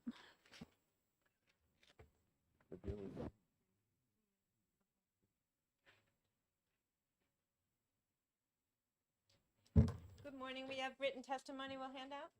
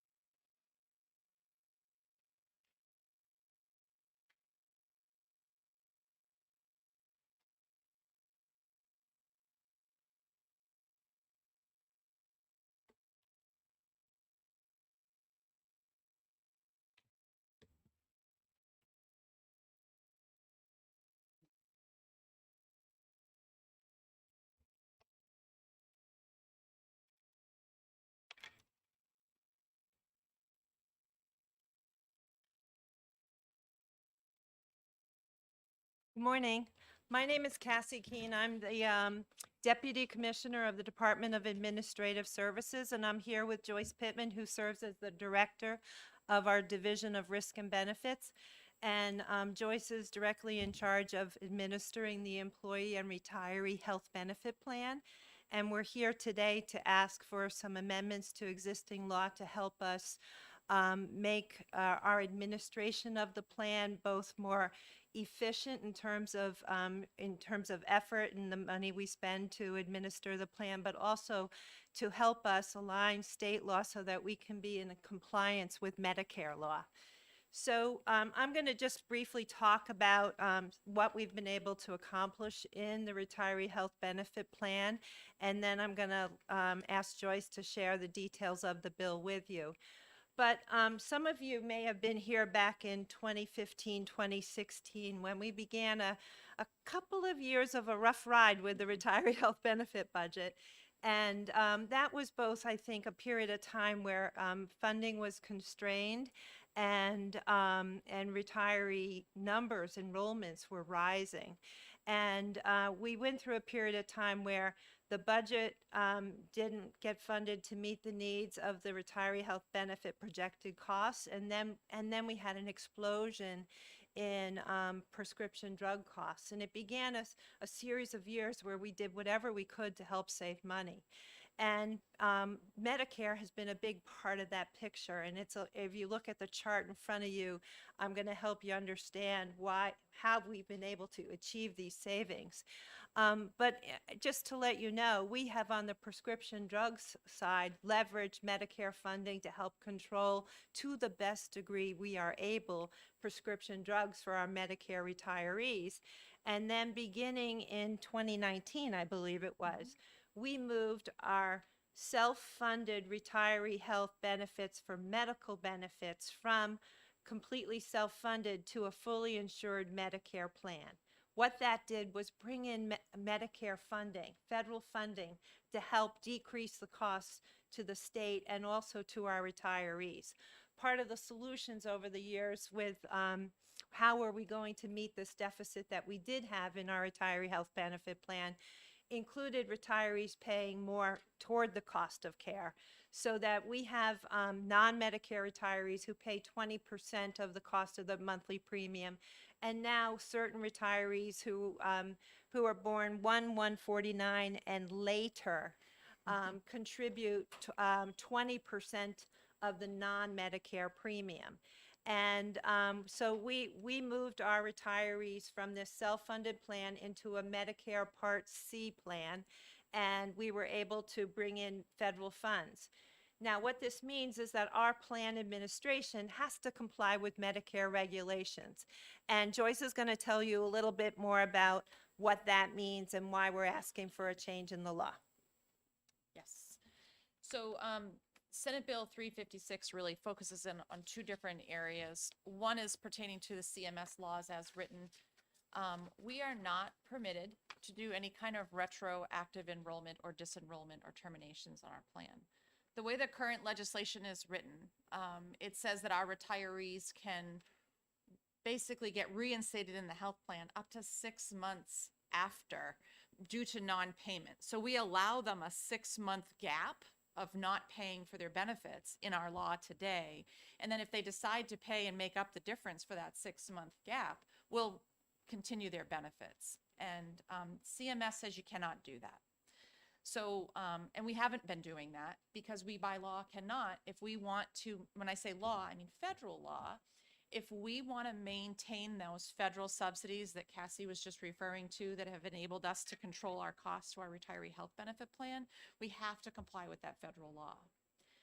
Where that causes confusion is our retirees are reading the state law and they're saying, well, what do you mean? I can do this, but we're trying to explain to them, well, the federal law says you cannot.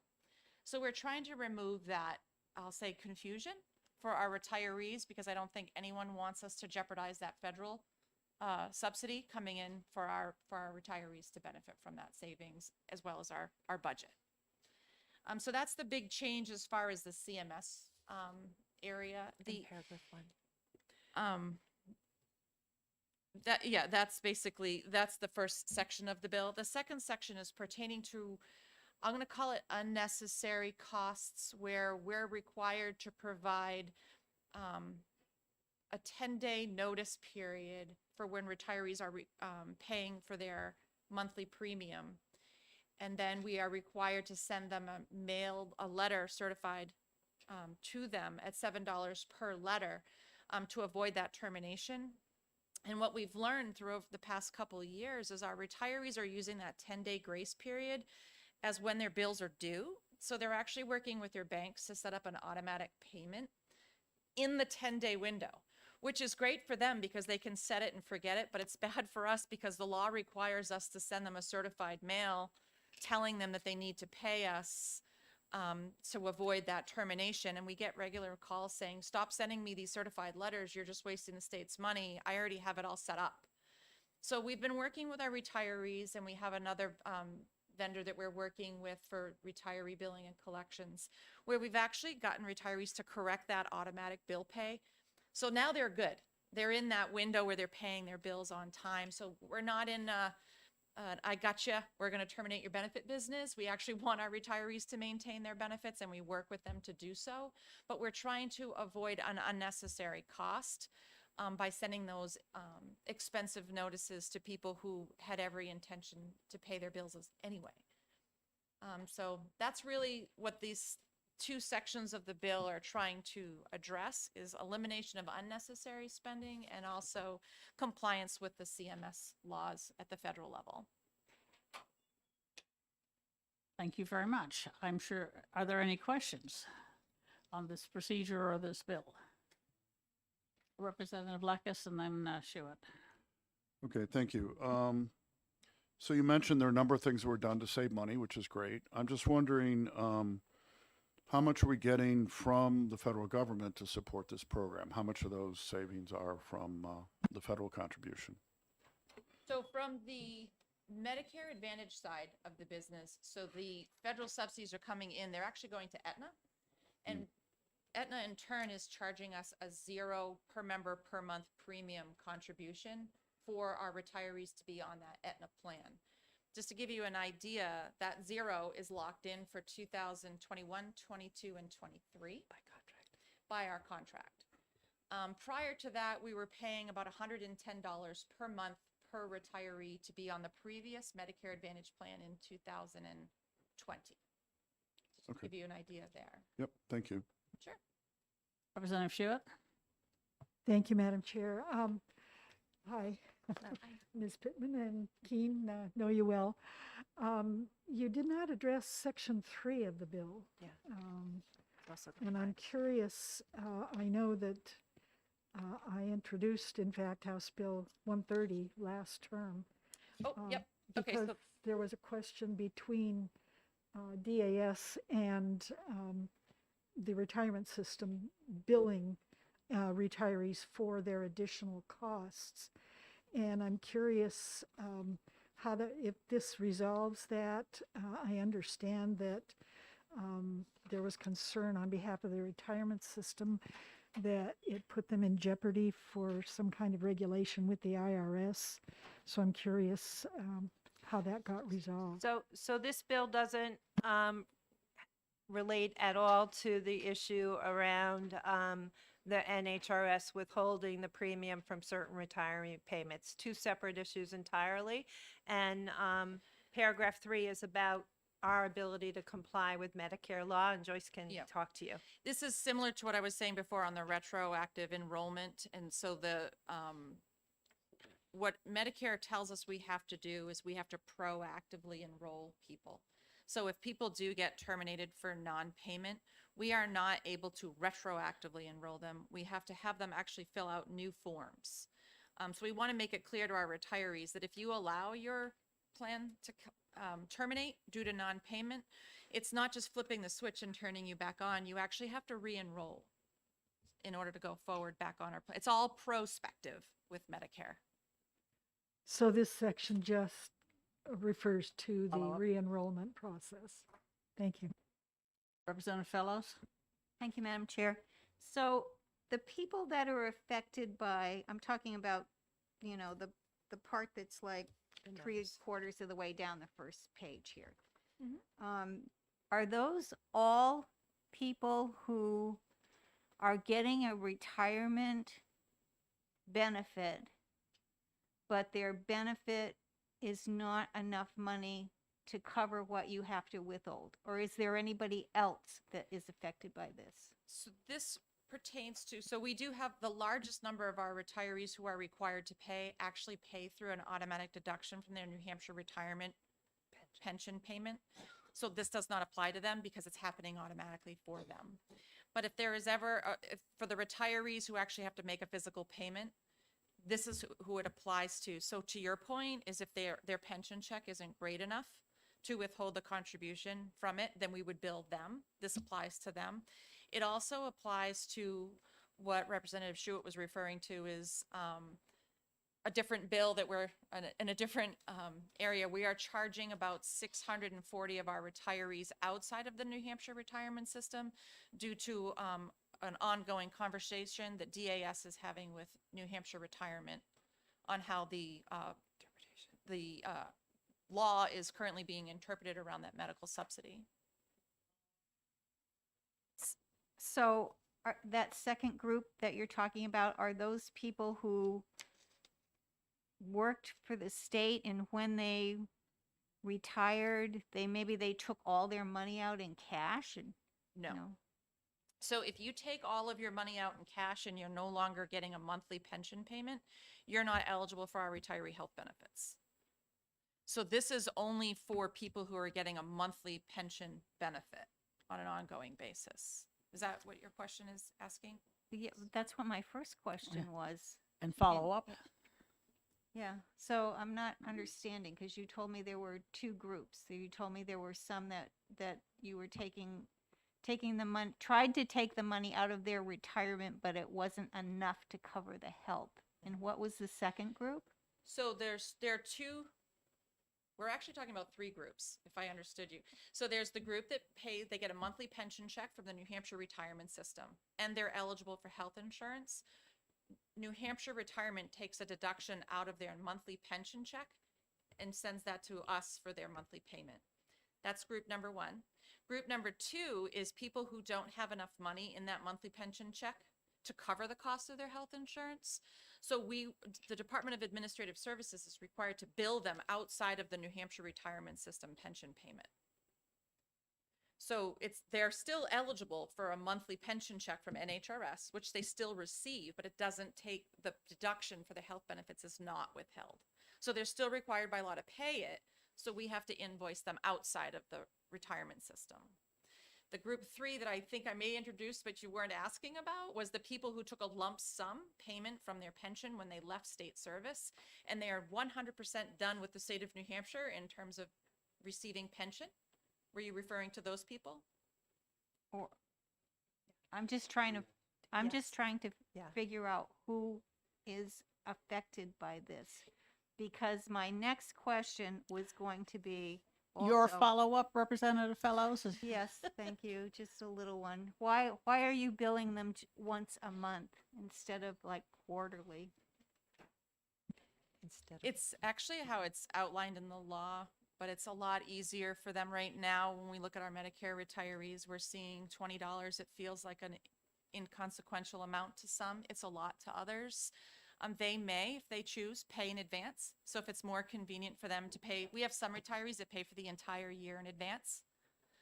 They're welcome to do that, but we found that it's more manageable for them on a monthly basis to do it once a month, just like they get their monthly pension check. You get a monthly pension check at the end of every month. There's a check sent to our retirees, so we withhold once with that check. Thank you. I have a question. You said that you have a contract with Aetna for a 0 per month premium. So why are you billing people to cover 0? Sure. Good question. I was waiting for that one. That is actually, so remember, we also have prescription drug benefits. So don't forget about those. So the 0 per month does not include drugs. Correct. That is 100% medical only. So anything you get for your medical services is through Aetna, and your prescription drug is still through, the prescription drug benefit is through Express Scripts. Also a Medicare sponsored plan subject to the same rules, so we have to comply with them as well.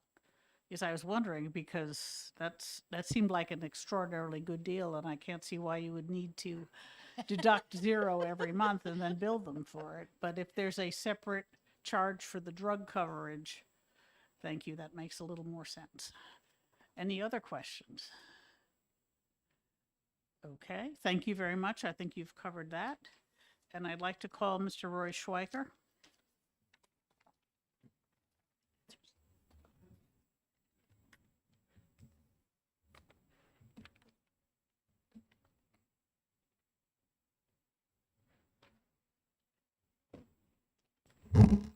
Thank you, Madam Chairman, members of the committee. I'm Roy Schweiker from Concord, and I did not take a position on this particular bill. I don't know enough about it. I assume those people have explained it carefully. But I'd like to mention a Germain Amendment, which will save the state money, improve conditions for retirees, and help New Hampshire businesses. As they've explained to you, there are separate contracts and policies for the drug benefit and the Medicare Part 2 benefit. And right now, retirees are required to accept both or neither. They cannot choose one or the other. And this has been a concern of retirees in the past. One person at a meeting said, well, I have adequate health coverage from my husband's job, but I'd like the drug benefit. And my case and those of other people is different, that we feel the drug benefit is terrible and we'd rather choose our own. There's a large number of competitive drug benefits available through Medicare that we could get on our own, but you're only allowed to have one. So because we're retired to take the one from the state, we cannot choose our own, even if we do not accept the state subsidy. So if you would add a third thing to this bill, that retirees are allowed to choose either or both of the two separately, that would save the state money from retirees that didn't choose one or the other. It would make things better for retirees who could get themselves a better plan for less money than they're paying now, or even for more money than they're paying now, but one that suits their needs. And one of my chief gripes about it is that essentially you're required to buy your thing from a mail order pharmacy.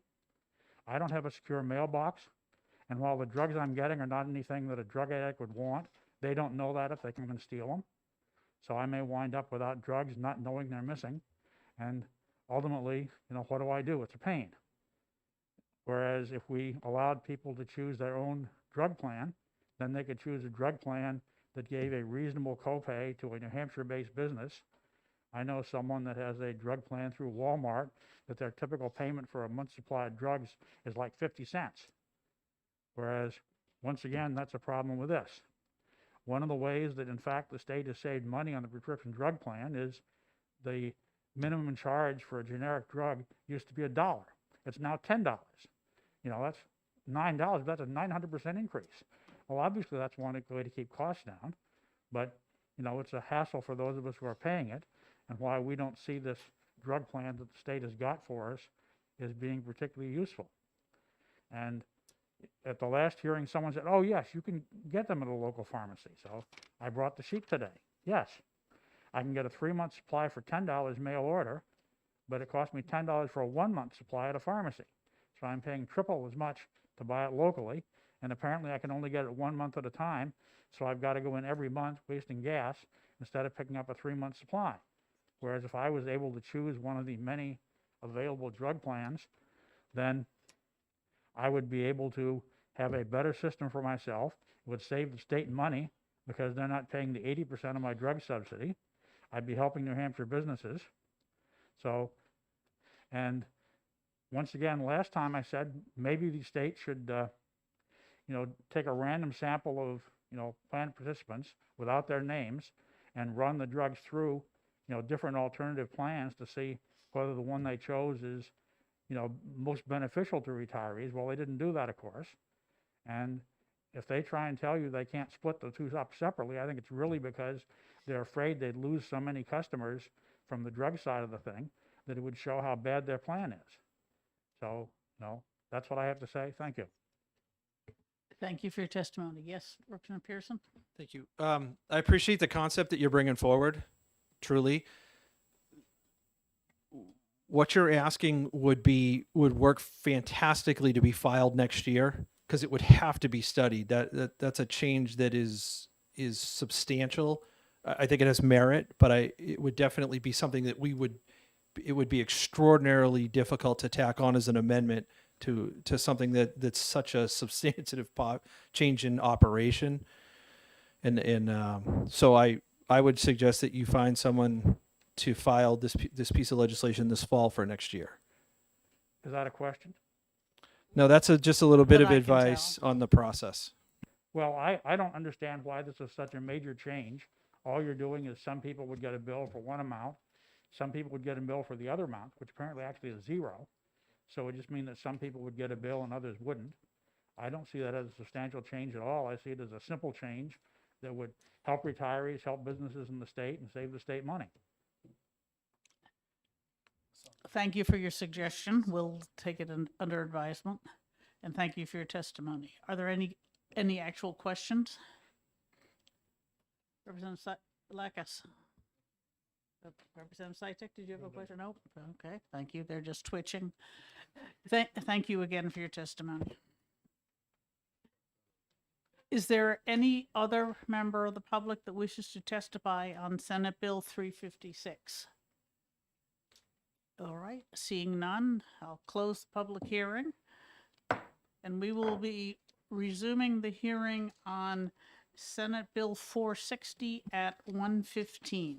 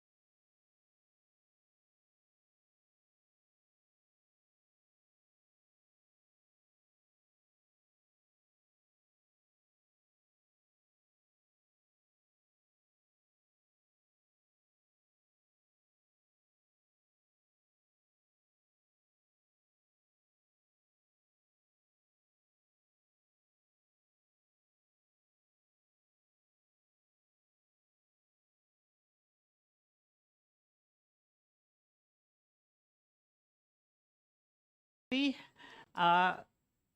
resuming the hearing on Senate Bill 460, and I have Commissioner Arlinghouse here to explain to us what's going on with it.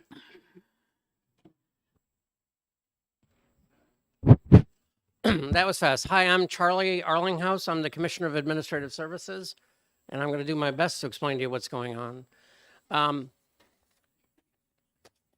Every year or 2 years, there is a cleanup bill to codify the actions of the Joint Committee on Employee Classification.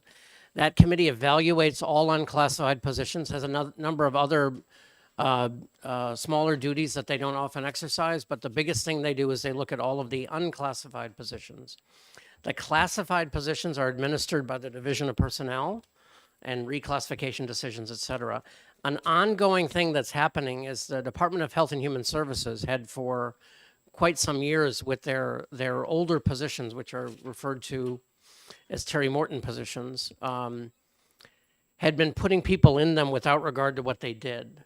And so a lot of changes were made where you would have somebody who was a dentist who was actually functionally the chief information technology officer. They just try to match the salary with the person. The legislature made them go back and take all of those positions, which I believe is about 80, and they are one by one, having them be actively codified so that the position questionnaire on record has been evaluated like all others and matches. So every time you see one of these bills, you'll see a handful of those. There are something like 6 of those in this bill where they take somebody and they make the title match. Occasionally the title does match, but occasionally somebody was serving in a role and that's not actually what they did. So these are now fully classified according to the evaluation of a group called Korn Ferry Hay, which is a national classification group with which we have a contract. So that's one subset of them. That occasionally happens with other positions. Assistant Commissioner of Insurance is like that. The Assistant Commissioner of Insurance position was classified quite some time ago, and their duties aren't what they were then. So you have that commission look at it. JCEC ratifies that. There are a number of other positions, a bunch of which happen to be mine, where we took senior leadership positions that had been classified, and they are now unclassified. When you do that, you have to have those positions evaluated as well. And what this bill does is simply codify the results of those decisions, where a questionnaire is filled out. It is sent to Korn Ferry / Hay Group, to the two groups merged, to evaluate it according to their proprietary evaluation software, like a classification project. It then comes back, is presented to the Joint Committee. The Joint Committee ratifies it. It then becomes effective, but the committee is required to do a cleanup bill to put it into the statute, 94.1. That's what's happening globally. I can talk about specific positions if you need, maybe.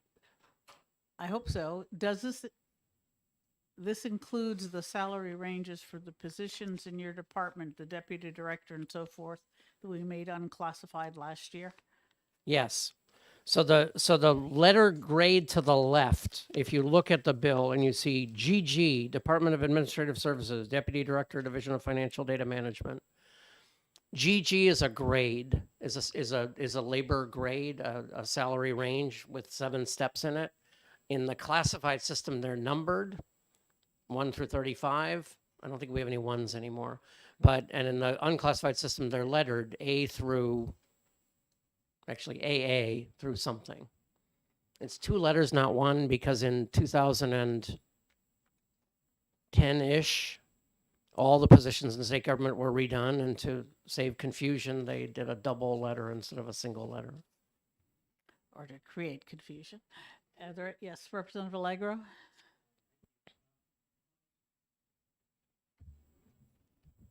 Excuse me, I've been sitting here so quiet today that I forgot.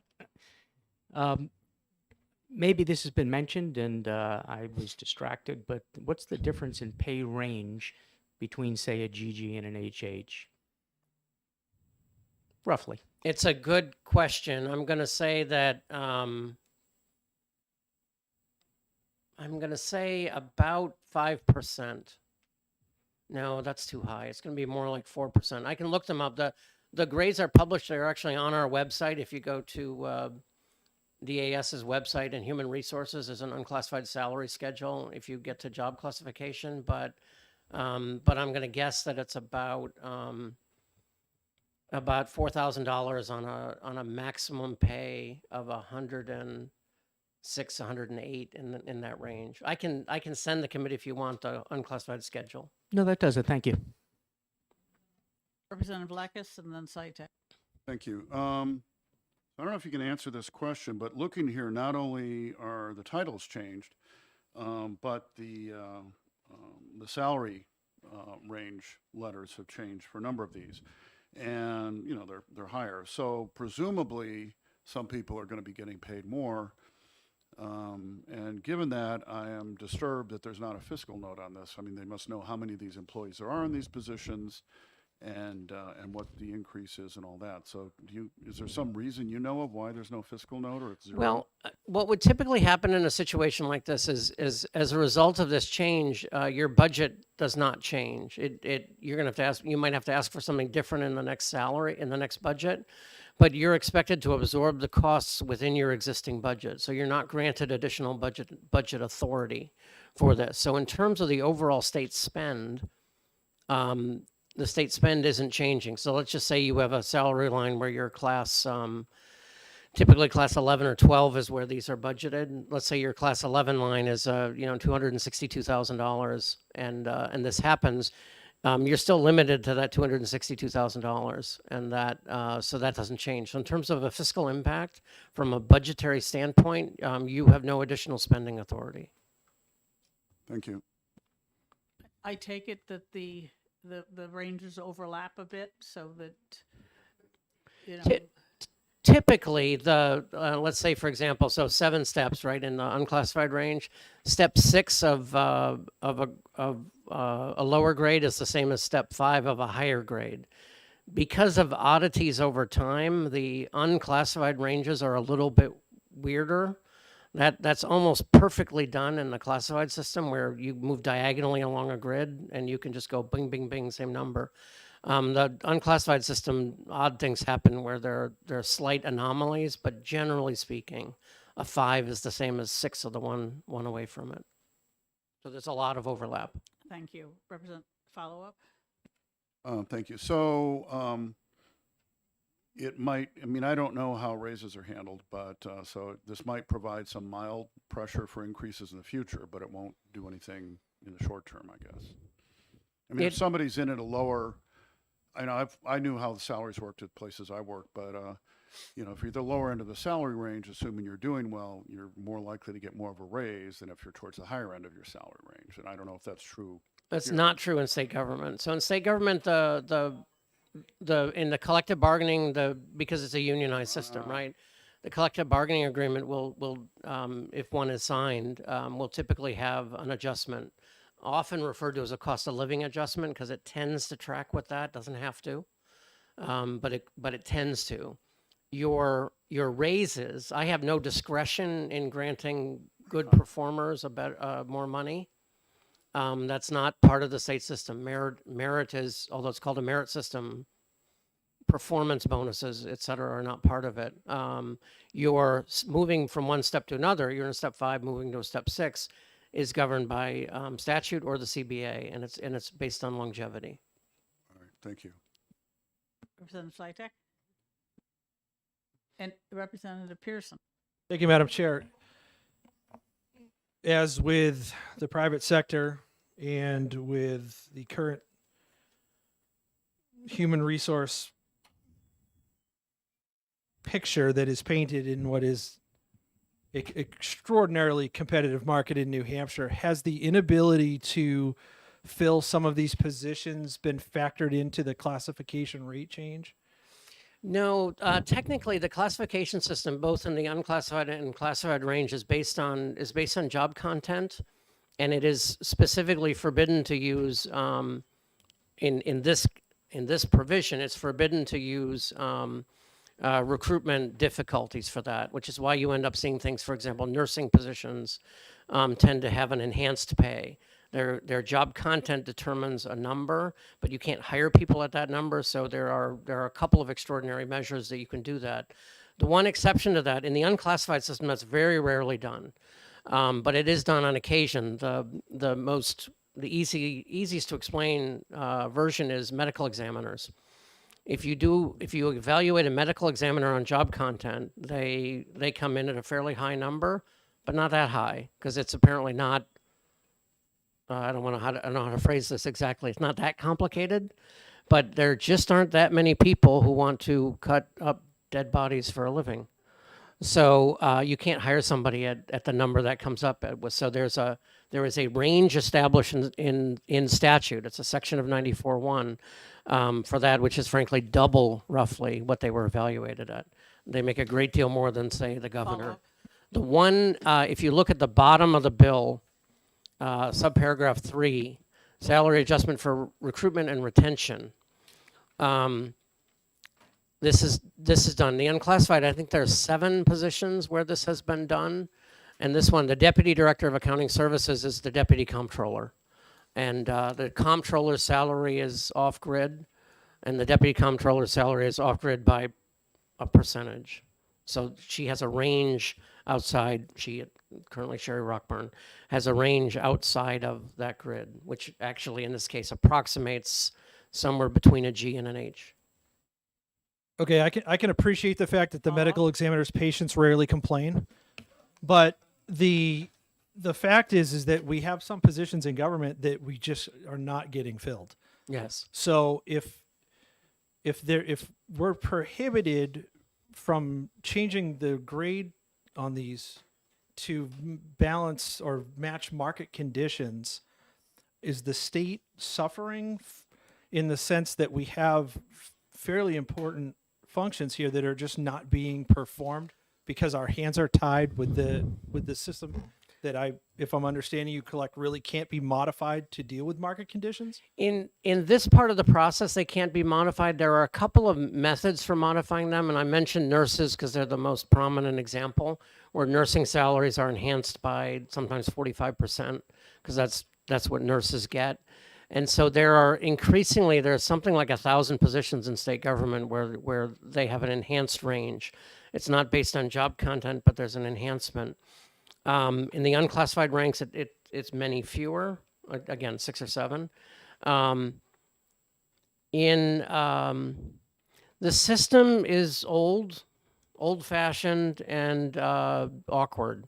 And we are currently doing a lot. There's a lot of work being done through the Division of Personnel to look at the classification system, how it's organized, how it's arranged, and what we can do with it to make it more modern. It was established, in our case, though most of it goes back to President Garfield, it was established in our case as a result of Social Security amendments in 1939, Governor Murphy. And at the time, there's a vision of the system that's functionally clerks and supervisors, right? That everybody's job is either a clerk or a supervisor.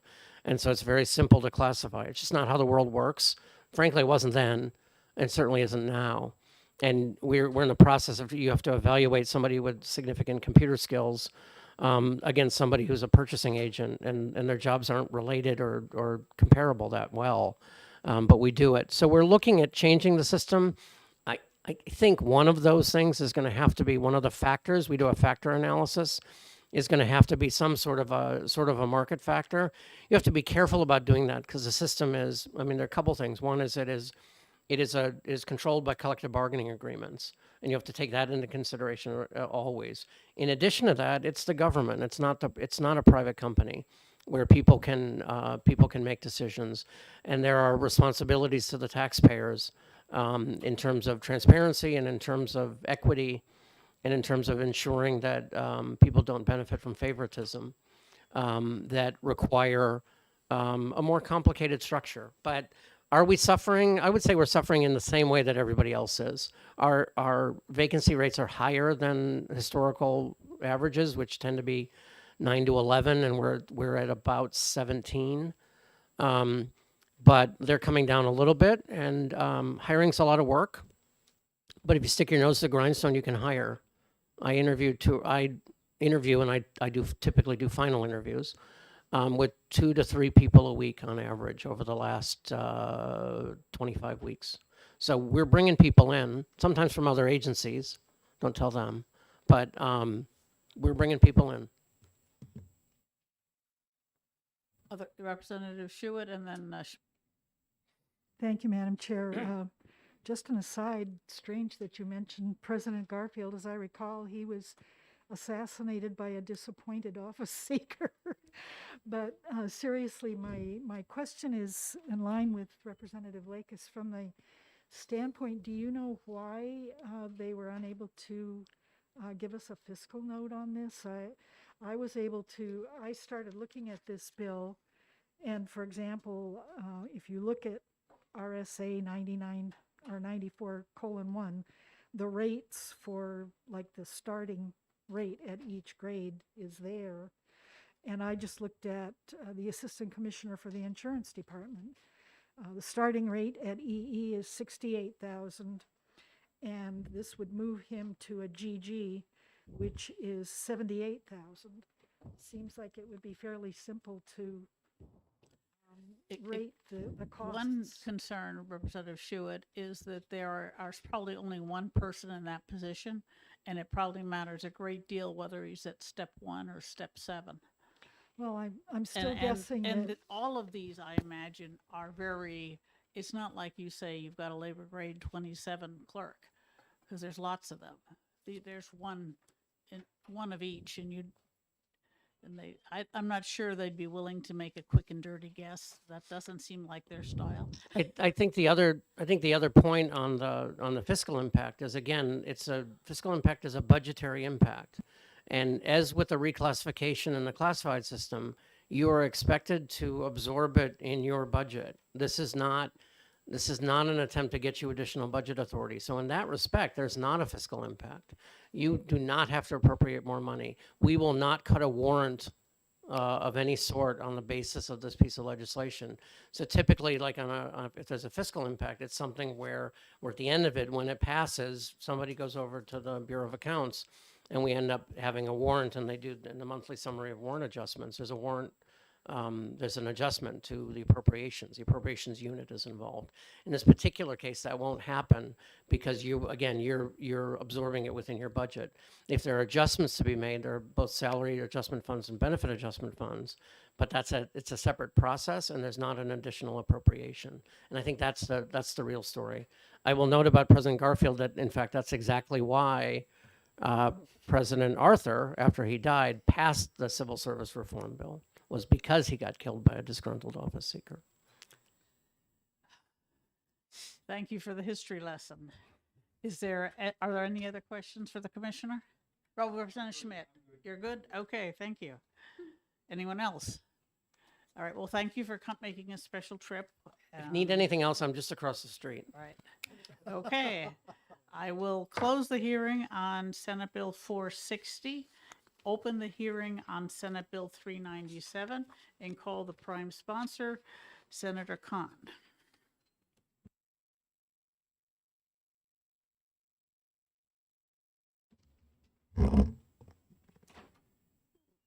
Thank you, Madam Chair, and members of the committee. For the record, I'm Jay Kahn, State Senator from Keene, representing 15 of 23 towns in Cheshire County. It's a pleasure to introduce this bill. Together with my colleague, Senator Carson, we teamed up to give you the largest bill of the session, I think. What do you think? Yeah? What, an eighth of a pound, maybe, Representative? In any case, these are two separate sections brought together in the Senate because they both involve compacts with other states. In the case of the original legislation, entering into an agreement for interstate licensure and reciprocity for counseling licensures. This is a compact that requires a minimum of 10 states before it is enacted. There are currently 7 states that have entered into the compact.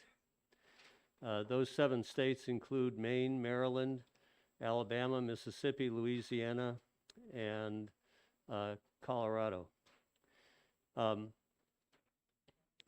There are 15 other states that are considering licensure, just as we are.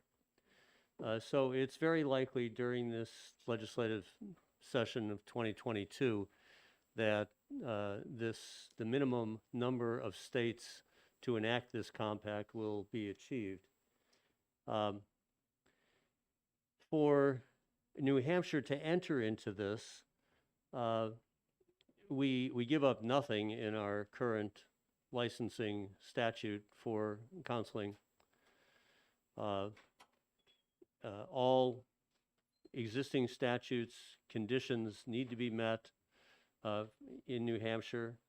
If a person wishes to be licensed in New Hampshire, they'll pay the fee. They just won't go through as much of a review because they are in another compact state, which has agreed to live by the same standards. Any kind of discipline that New Hampshire would exercise over a practicing licensed person would apply to a person who is in a reciprocity state and has sought licensure in New Hampshire.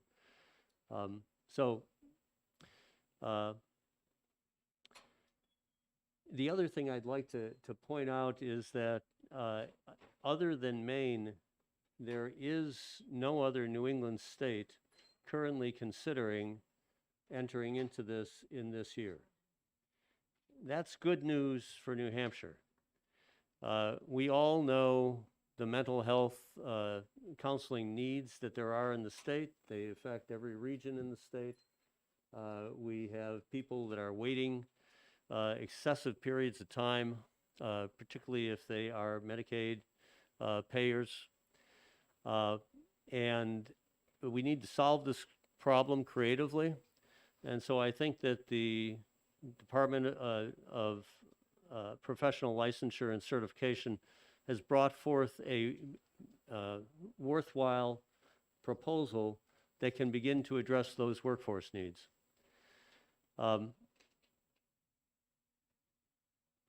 There are endorsements that you should have received from the American American Counseling Association and also the United States Department of Defense.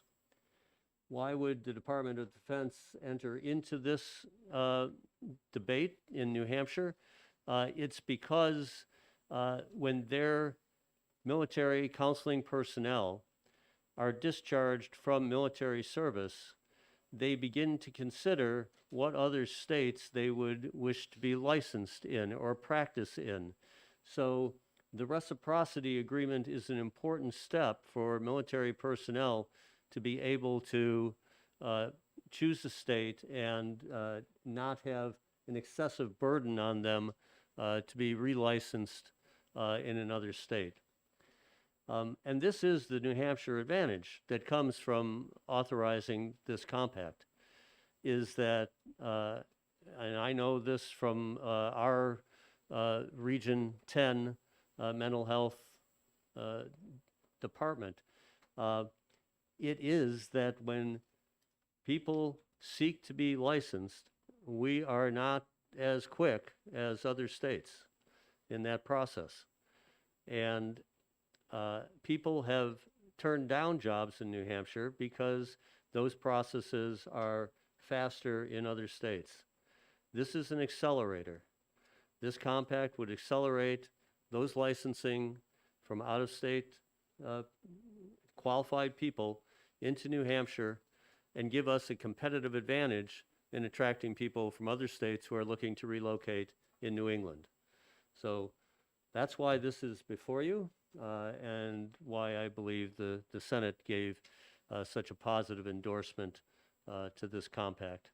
And there is a representative from Professional Licensure and Certification present to answer additional questions, but I'd be glad to hear what yours are and maybe deflect them over to Mr. Shoemaker. I do have one question. I know that we don't just license mental health counselors. We've got social workers and psychologists and pastoral psychotherapists and the whole bit. And they're all very jealously maintaining their distinctions. Does this address that, or it just says you're a counselor? It's a counselor.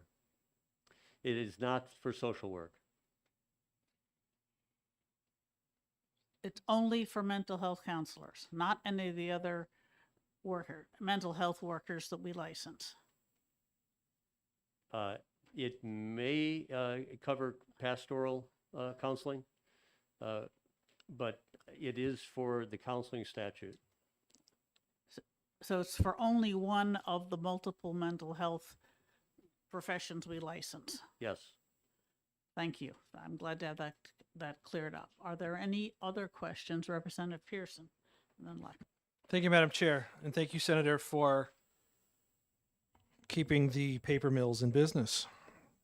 The question that I have, and this is something that kind of holds true with a lot of the compacts that we enter into in the state of New Hampshire, and you brought up discipline. So, and we've now, there's no uniform continuity here between some of these compacts. If a provider in New Hampshire has a complaint or a problem in another state, is that handled in New Hampshire or is it handled in the other state? And then vice versa, if we have a provider that's, say from Maryland and there's a complaint registered in New Hampshire, is that handled in Maryland or New Hampshire? You see what I'm getting at? So does this cover that? It does. And Mr. Shoemaker, stand up if I get this wrong. I believe that the adjudication of that takes place in the state in which the service was provided. And the results are reported to the home state. Correct. Perfect. Thank you. Okay. Representative Blackus? Thank you. If I understood you correctly, you said that if there's somebody who's licensed in another state who's part of the compact, and we're part of the compact, they could come to New Hampshire. They would still need to get a New Hampshire license, but the procedure would be abbreviated because they'd already met some requirements. Is that correct? Yes. Okay, follow up or get into the actual question. I was looking at the telehealth section. So that's a thing where somebody's still residing in another state and they're going to have a client in New Hampshire, as I understand it. Do they have to, in that case, get a New Hampshire license? As I read this, I think the answer is no, but could you confirm that? I don't think that this requires that. I think there are other bills that are before the legislature this year that if you are practicing, taking clients in this state, you need to be licensed in this state. We have currently emergency and probationary licensure, and that too is another bill before the legislature to extend probationary licensure, temporary licensure for another 2 years through January of 2024. So there are a variety of vehicles for an out-of-state practitioner to provide telehealth services in the state of New Hampshire. Follow up? Yeah, I'm just wondering if someone else here later can speak to this or if that could be looked into, because I'm looking at the section that adds 330D6, compact practice to practice telehealth. And as I read it, it says that they can do it, and it doesn't say they have to have a New Hampshire license. So I'd like clarification at some point on that. Good. Tell me again this section. It's the section, I don't know, I don't have the line number here, but it's at 330D6.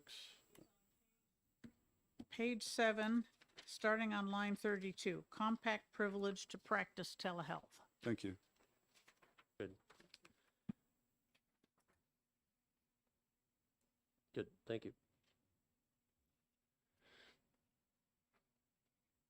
It does say that on the next page, the licensee doing telehealth shall adhere to the laws and regulations of the remote state, which says that if our law says you have to have a license, they do. which is where we're heading, I believe. Other questions? Thank you, Senator. Thank you. I'd like to call Senator Carson.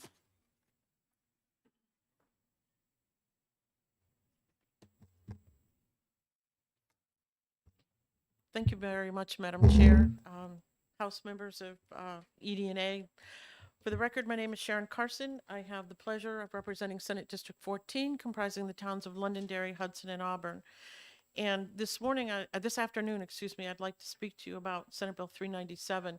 But I think I can answer Representative Lekas's question, if that's okay with you, Madam Chair. Please. We've had a number of bills dealing with the issue of telehealth. You'll find that there was a piece in here. There's also a piece in a bill that's going to be going to HHS. I believe it's Senate Bill 430, so you might want to take a look at that. We also had a bill last week dealing with telehealth, and one of the things that we discovered was that New Hampshire in 2016 joined a medical doctors compact that recognizes the license of doctors from other states. Currently, there are 31 states that are part of that compact. Other states are have legislation pending on that. And what it does is it recognizes the fact that they're a doctor in good standing in their state, and it makes it very easy for them to get a reciprocal license here in New Hampshire. There's also statutes dealing with exempting doctors that are on the border states surrounding us for requirements for licensure. And we also put in an amendment to fill that small hole that exists with doctors that are not part of the states that are not a part of this other compact, that they're going to be able to get a reciprocal license here in New Hampshire if they're in good standing in their state. So I think there's a number of different pieces of legislation that's moving through the legislature right now dealing with telehealth. Okay, thank you. You're welcome. Madam Chair, what I'd like to do is I was asked to draw up an amendment. I had it drawn up to present to the committee for your consideration. Is that okay if I?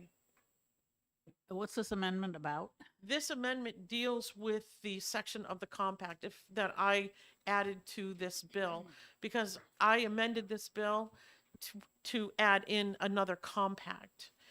If you'd like, I can speak to that first. Please. Well, yes. I think what other compact you I might be a little ahead of you.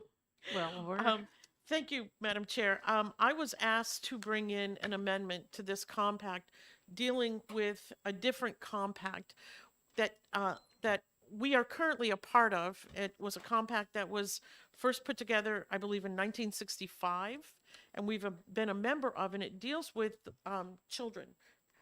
Most of the section that we were really interested in was the placement of children across state lines.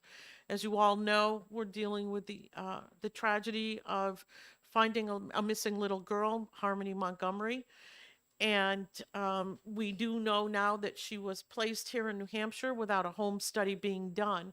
In fact, there was no communication that was between the state of Massachusetts and New Hampshire about this little girl. And we are all putting our efforts forward to try to find her.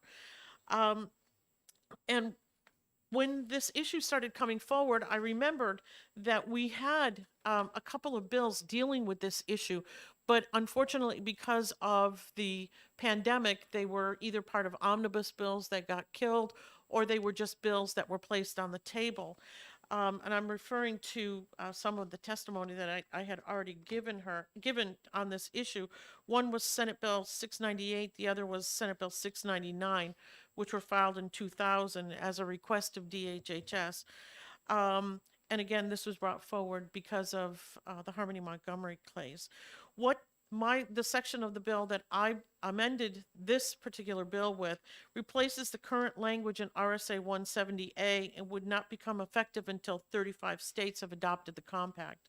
if we choose to join the compact as one of the original 35 states, we'll have a seat at the table, which is, as you know, is very, very important as this legislation goes through.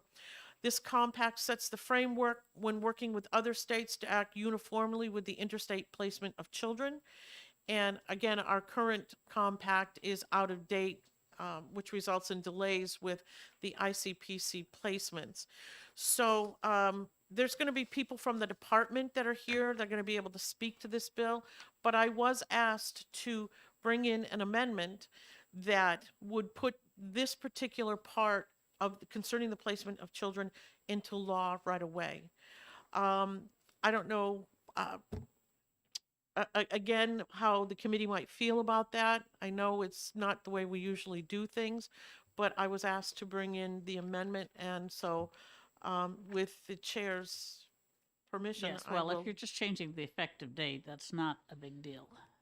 Well, it's a little bit more than that, but hopefully you folks can just think about it and consider what you would like to do. Whether you adopt the amendment or not is up to you.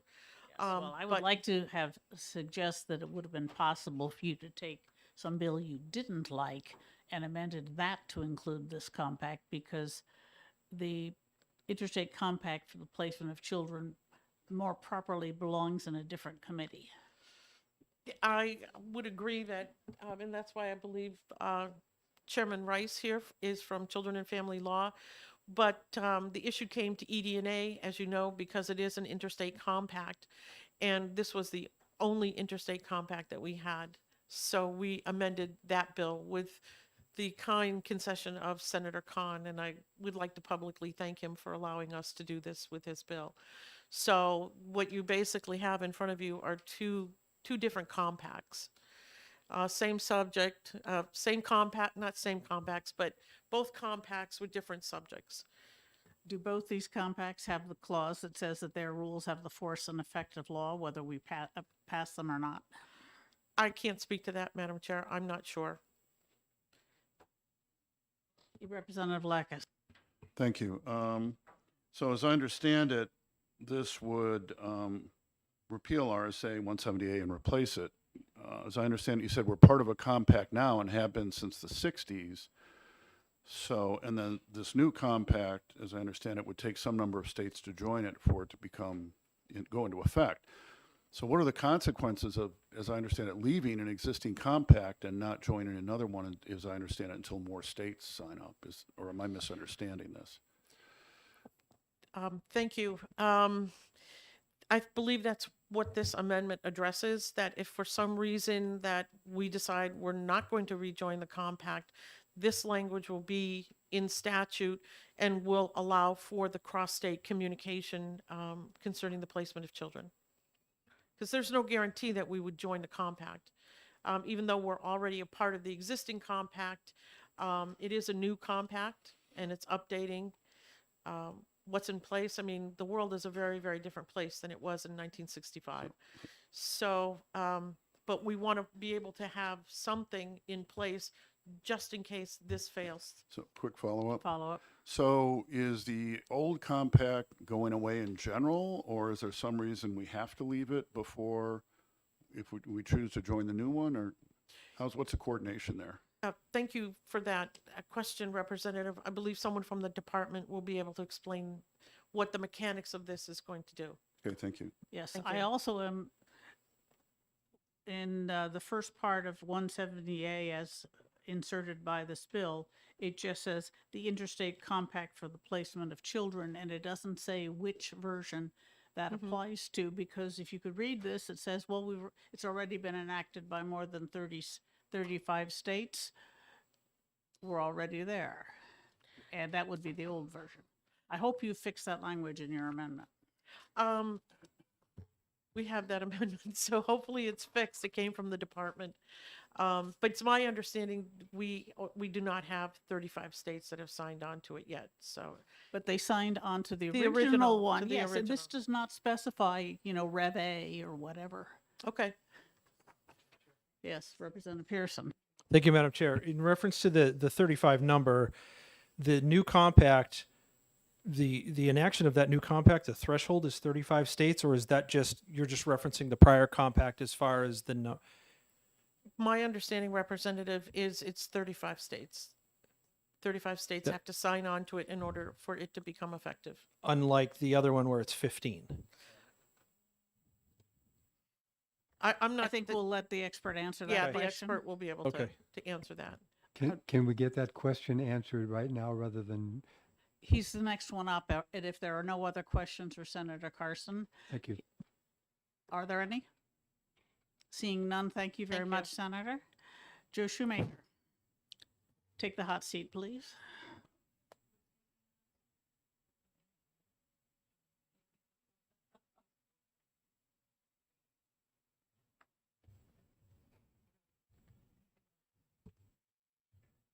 Good afternoon, Madam Chair, members of the committee. For the record, my name is Joe Shoemaker.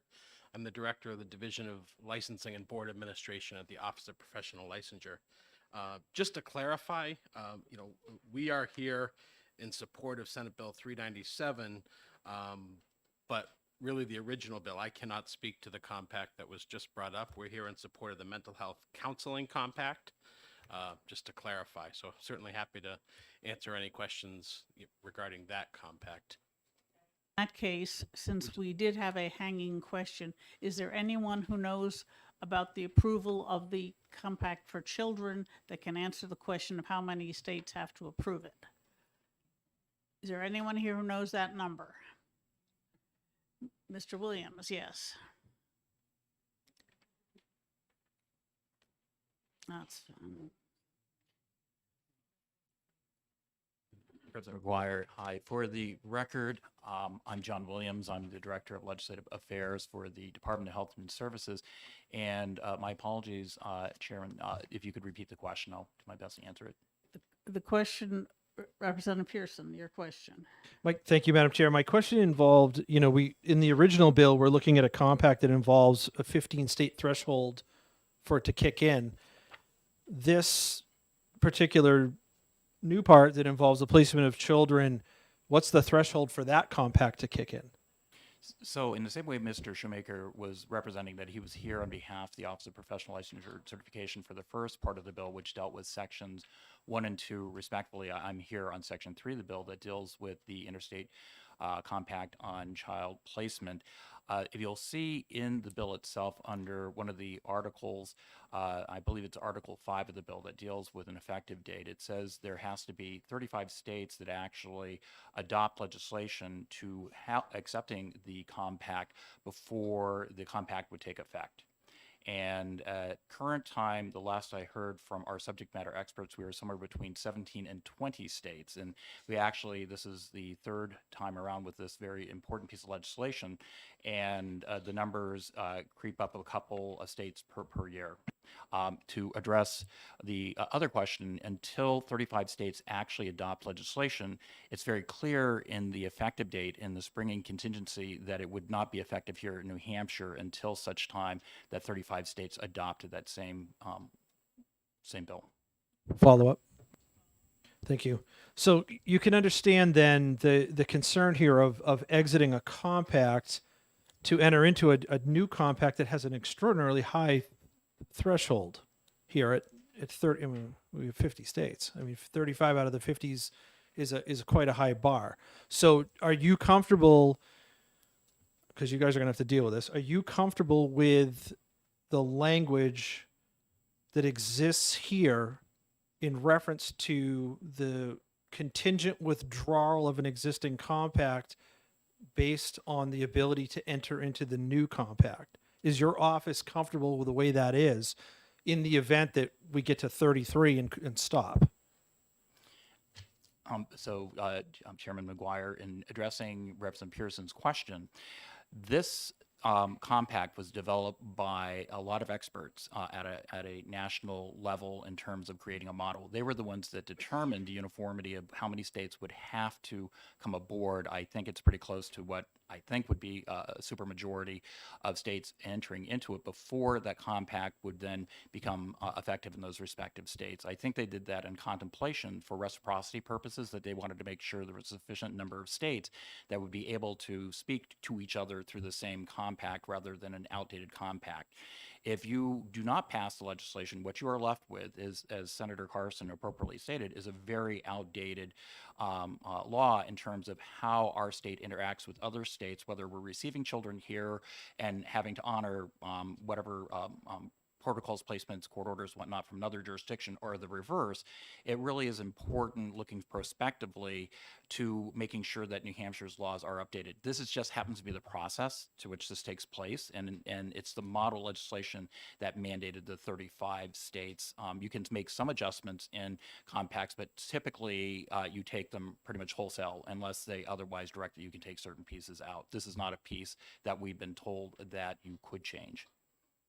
That's fantastic, but did not answer my question. I will do my best with a yes or no. The question was, is your office comfortable with the transition language that's in here that's extracting us out of an old compact and putting us into a new compact in the way that is it? Because the way if I'm hearing this right, if this passes, we're out of the old one. We're not out. No. Okay, so then I guess that's where I need a little bit of more clarification then as to, there sounds like there's a big if-then going on here, in the sense that we remain in the initial 1965 compact up until the point of entering into the new compact. Yeah. And it doesn't leave us in a limbo of exiting one but not it does entering not. another. It happens in a magical nanosecond of time that's not even measurable. Thank you. Representative Fellows, you have a question? Yes, oh, Is Don't go this for anywhere. Mr. Williams? so maybe let me see if I'm understanding this correctly. So section 5 of the bill, which is on the very last page, has a contingency, and basically it says that the section 3, which is the language in the bill of a compact, is not replaced, does not occur until there are 35 states already signed on to it. So my question is that correct? And what might be a better substitute for what's here in the bill is something we might see in an amendment? This is one where I would suggest you may want to speak with the attorneys at the Office of Legislative Services, because they could actually take the time offline to explain to the nuances that are involved with reading this contingency. But I will do my best with this audience. You have section 5 of the bill that deals with the contingency that says essentially exactly what you just said, that sections 3 and 4 of the Act of this 2009 edition of the ICPC shall take effect on the date that the Commissioner of the Department of Health and Services certifies the Legislative Services and the Secretary of State that 35 compacting states, including New Hampshire, have enacted the 2009 edition of the ICPC. If you go into section 3 of the bill, there's actually a provision that mirrors this as well, that discusses the springing contingency that you have to have 35 states that adopt this before such time that it would go into effect here in New Hampshire or any other state that adopted it through legislation. That is the answer. Yes, thank you. Who else had a question? Yeah, the section 5 is on the last page, page 37. And Representative Leckis, you had a question? I think it's been answered. The only thing I'll say is if you look at the amendment that was passed around, it also interacts with this. Thank you. Yes, you should have. If you didn't, I believe we will make sure you get them. I've got one. Okay. And Representative Mcguire, if I could comment just one item on the amendment, because I was a participant in the drafting of this with the Senate and working along with Senator Carson, but also with Director Joe Ripson. Because of the complexities that you see with the bringing in contingency dates built in here, we had to be very careful to making sure that we brought forward the amendment that Senator Carson provided to you. Because of the fact that Section 3 of the bill goes into effect only after 35 states adopt it, there's a critical need for a portion of the bill, which is reflected in this amendment, to be enacted upon, I believe, and I'm trying to look for upon its passage, or 60 days. I have to read the language quickly, but it needed to be more immediate rather than waiting for other 35 states to come on board. We need to have this provision for the reasons that were provided for child protection reasons that Senator Carson so artfully spoke about. Okay, thank you. So we will consider that Senator Carson's new words. I believe this bill is going to go to subcommittee because there's no way we can handle it at once. Okay, are there any other questions for Mr. Williams? Thank you. We Thank will you. expect you at the subcommittee. I will be there. Mr. Shoemaker, if you care to explain the first part.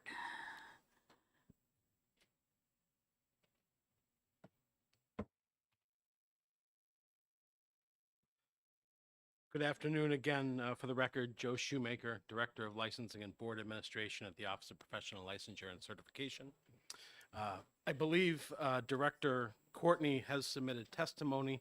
I'm basically going to summarize that this morning, but to clarify, we are here, or I'm here on behalf of OPLC to support the portions of this bill related to the Mental Health Counseling Compact.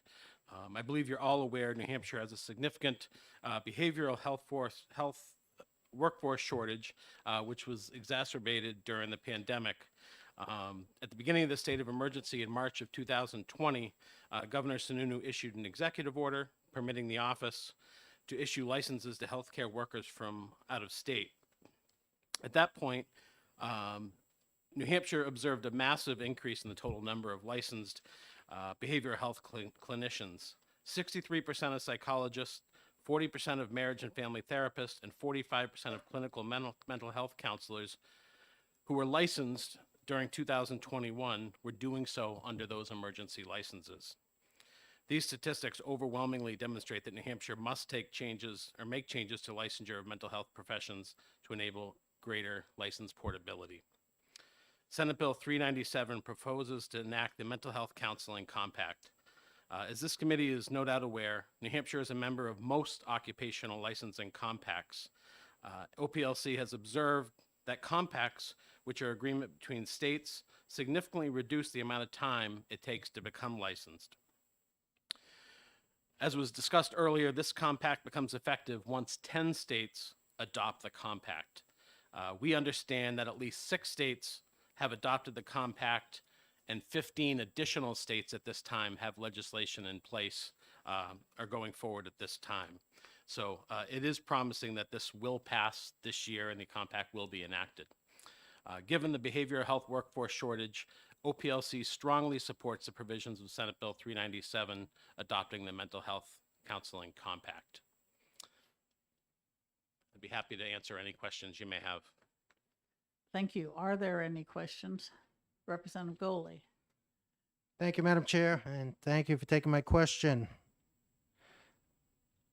We've had a number of compact bills come before us, and most recently, we withdrew from one. And we keep hearing when these bills come forward, once a number of states reach this goal, it will be enacted. And a number of these have gone on for a number of years to get to that point. My question is, once we get into these compacts, it sets up for them to set the rules for us, not for us to set the rules for them. And while we all strive to be the first ones at the table so we can set the rules, that may not be the case. And do you feel that we are giving up too much by getting into these compacts than what we should be? Because once they're enacted, we're in it, unless we decide to get out like we did with this last one. Yes, thank you for the question, Representative Goley. I certainly understand your concern. Our understanding, although there's no members of the Board of Mental Health here today, that the board does support this compact. They have reviewed the initial requirements. As you've noted, the initial requirements come in and are set to join. But the provision thereafter, every board that's a member, every state that's a member has a seat at that table. And when any of those rules change by vote, majority vote of those states, we would need to abide by those. And the way we would need to back out of the compact, which is noted in here, would be to submit legislation to withdraw. I can tell you, as I mentioned earlier, I'm not aware of any major concerns with the professional licensing compacts that we are a part of now. It was mentioned earlier, we've had the medicine compact since 2016. We have compacts with the allied health boards and several license reciprocity agreements with national organizations such as engineers, architects, accountants, and so forth. And I'm not aware of any major concerns with the professional licensing compacts we've been involved with to date. Other questions? Okay, thank you very much, Mr. Shoemaker. Is there anyone else who wishes to testify on Senate Bill 397?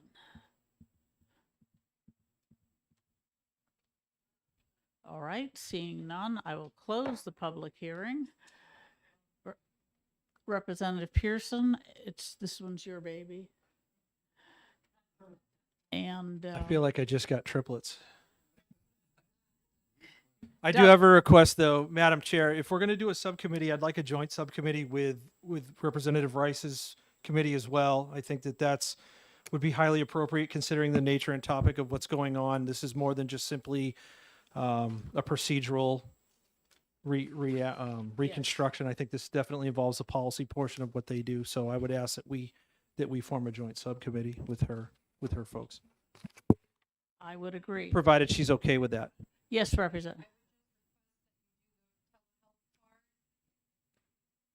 First, and then we can focus on the interstate compact second, so that my committee members aren't sitting through. Sure. Fair enough. You probably that would be the sensible way to do it. All right. Okay.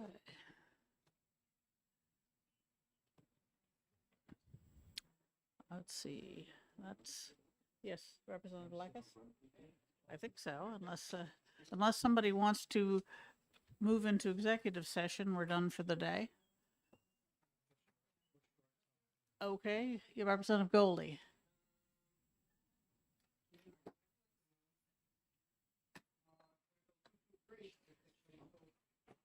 Okay, we're going into executive session on Senate Bill 223.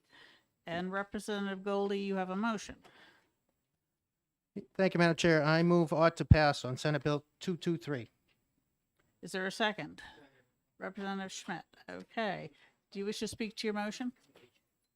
I'll speak briefly. I think this bill, as we heard from the Fire Marshal, takes away from an arbitrary figure of the 200 when they put it into using dormitory numbers to what it really is as more of a rooming house, and goes by what is set as a national standard for recovery houses at 50 square feet per bedroom. So it makes it consistent. Okay. Representative Schmidt, do you have a wish to speak? Thank you, Madam Chair. I just would say that clearly the 200 square feet figure that is currently in effect is completely unworkable and unreasonable under this concept, and but 50 square feet is workable for the purpose that these recovery houses are being operated when it's obvious you cannot have multiple individuals rooming together who are in recovery. I think that's running a risk that would be extremely unwise. And so I think that we need to support this bill. Thank you. Okay. Representative Allegro. Yeah, there seemed to be some difficulty before defining what gross square feet is. And so I looked it up, and it includes outer wall to outer wall. So 50 square feet is actually an overestimate. And you can imagine if you had 6 of these rooms on a corridor, you'd have to take away some of that space, particularly if there was a wall. And the definition specifically includes unused space, dead space. So if you had a gap somewhere, you're looking at less than 50 square feet. I was just fooling around. I don't want to call it an amendment, but with some other ways to look at this. And I haven't really organized my thoughts very well, but what if going from 200 to 50 square feet, we went from 200 to 100 minimum square feet, and then, 100 square feet per 2-bed area, and an additional 50 square feet, and not gross square feet, but square feet, living space, for rooms housing more than 2 beds. I had 2 problems with those numbers, those original numbers. One is that it sounds to me more like a Purdue Farm chicken factory with people stacked on top of each other. I don't think that's good for the residents. And the other thing is it could far more than double the population in that residence, which could put a burden on the neighborhood. So I'll leave it at that for now. I just think perhaps some other more generous formula is needed in this. Thank you. Thank you. Representative Lakis? Thank you. So a couple of points. One is it does change it from being 200 for the whole building to 50 for the sleeping area. And, having people in a dormitory situation, which in college for a couple of years I was in, I don't think I had any more, maybe less space than that, is just a place to sleep. It's not where you're going to spend your whole day. And that's, I think, why the comparison to the prison situation wasn't applicable, because there you're going to spend most of your day there. And there are other constraints on the number of people and the size of the whole facility, because they have requirements, as I said, for, everybody's got to be able to meet together and dine together, and there's other requirements that have to be there. So I really don't see a problem with 50 square feet just for the sleeping space. And it's not 100 to 50, or 200 to 50. It's 200 for the whole building, not just sleeping space, going on to 50 for the bed area, sleeping area. So, I fully support this bill as it is. And that's all. Representative Sysak?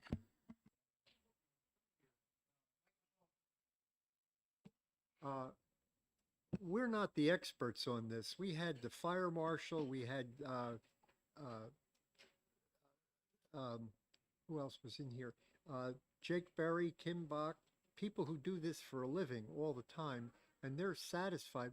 There was somebody else besides D'Alessandro.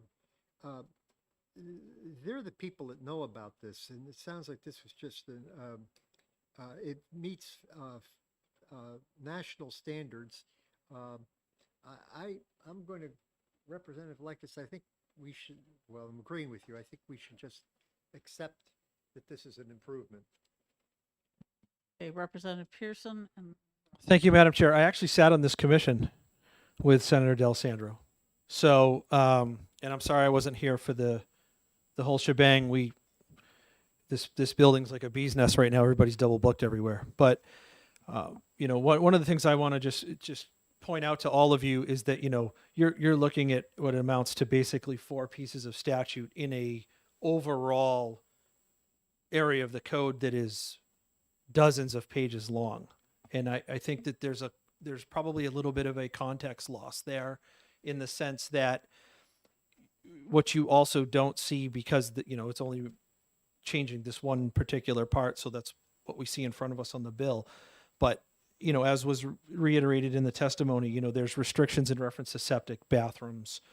There's a lot of criteria that exists that defines how these structures look in as far as how many people you can put in them. And I don't want that to get lost in the weeds here with us just having to focus on them wanting to do more of a dormitory style of sleeping arrangement than an overall encompassing one, which we're doing now, which frankly is horrible. It doesn't work. And the pack and stack thing, this doesn't create pack and stack. This gets rid of pack and stack. And this doesn't create pack and stack. It gets rid of it. Right. And one of the things that has been concerning in my profession in the fire service has been when these started popping up, we had no idea where they were. There was really no standards of any kind. It was kind of a free for all that existed under this federal shield, if you will, in that they became a protected class and they just started running rampant without, every time a state tried to put some restrictions, they said, oh, well, the Fed said we're a protected class. You can't do anything to us. That wasn't entirely accurate, but that was kind of the attitude when they came storming into New Hampshire. And I appreciate the testimony here where the director of New Hampshire Corps is substantially different than she was 2 years ago when she came before our commission. I'll tell you that right now. No doubt. So like I said, I don't want us to get lost in this one little part of this change where it's, there's a clinical aspect to what they're asking for here. It's not just simply, hey, we want to do 50, typical dorm room size, 50 feet, per sleeping room. There's more to it. So. Okay. Representative O'Brien and then Fellows. Thank you, Madam Chair. Just very quickly, I couldn't agree more with Representative Pearson. It's been my understanding with some of these groups, they are for profit to some degree, that they come into the community and they offer this. And like Representative Pearson said, my experience on the fire department, they were popping up in neighborhoods, hard to find and everything else. I find this very much more regulatory. Plus, it's something that the industry itself needs. There is a need out there that we have seen, and I think this basically does it. So, not to rehash what Representative Pearson said, but I'm in total agreement with him. Thank you, Madam Chair. Representative Fellows. I'd just like to say that Representative Allegro has a point about the wording of this, and if everybody's in agreement with the concept, I'm willing to go get an amendment to just change the wording of this and to say something really, instead of what it says here, it would say each bedroom shall have a minimum of 500 square feet per bed, which I think is more straightforward. 50, not 500. I'm sorry? You said 500 square feet, Oh, which change is that to a 50. very large bedroom. That would be nice, but we can make it 50. Okay, thank you. That will, Representative Goley, and then Bailey. I don't care much for the term gross. I mean, you could substitute less than 50 feet by the meaning of that term, the way they're using that. It would be sufficient for me to amend it to just strike out the word gross. Representative Allegro. Yeah, thank you. That number 200 stuck in my head, and I was clearly mistaken about that.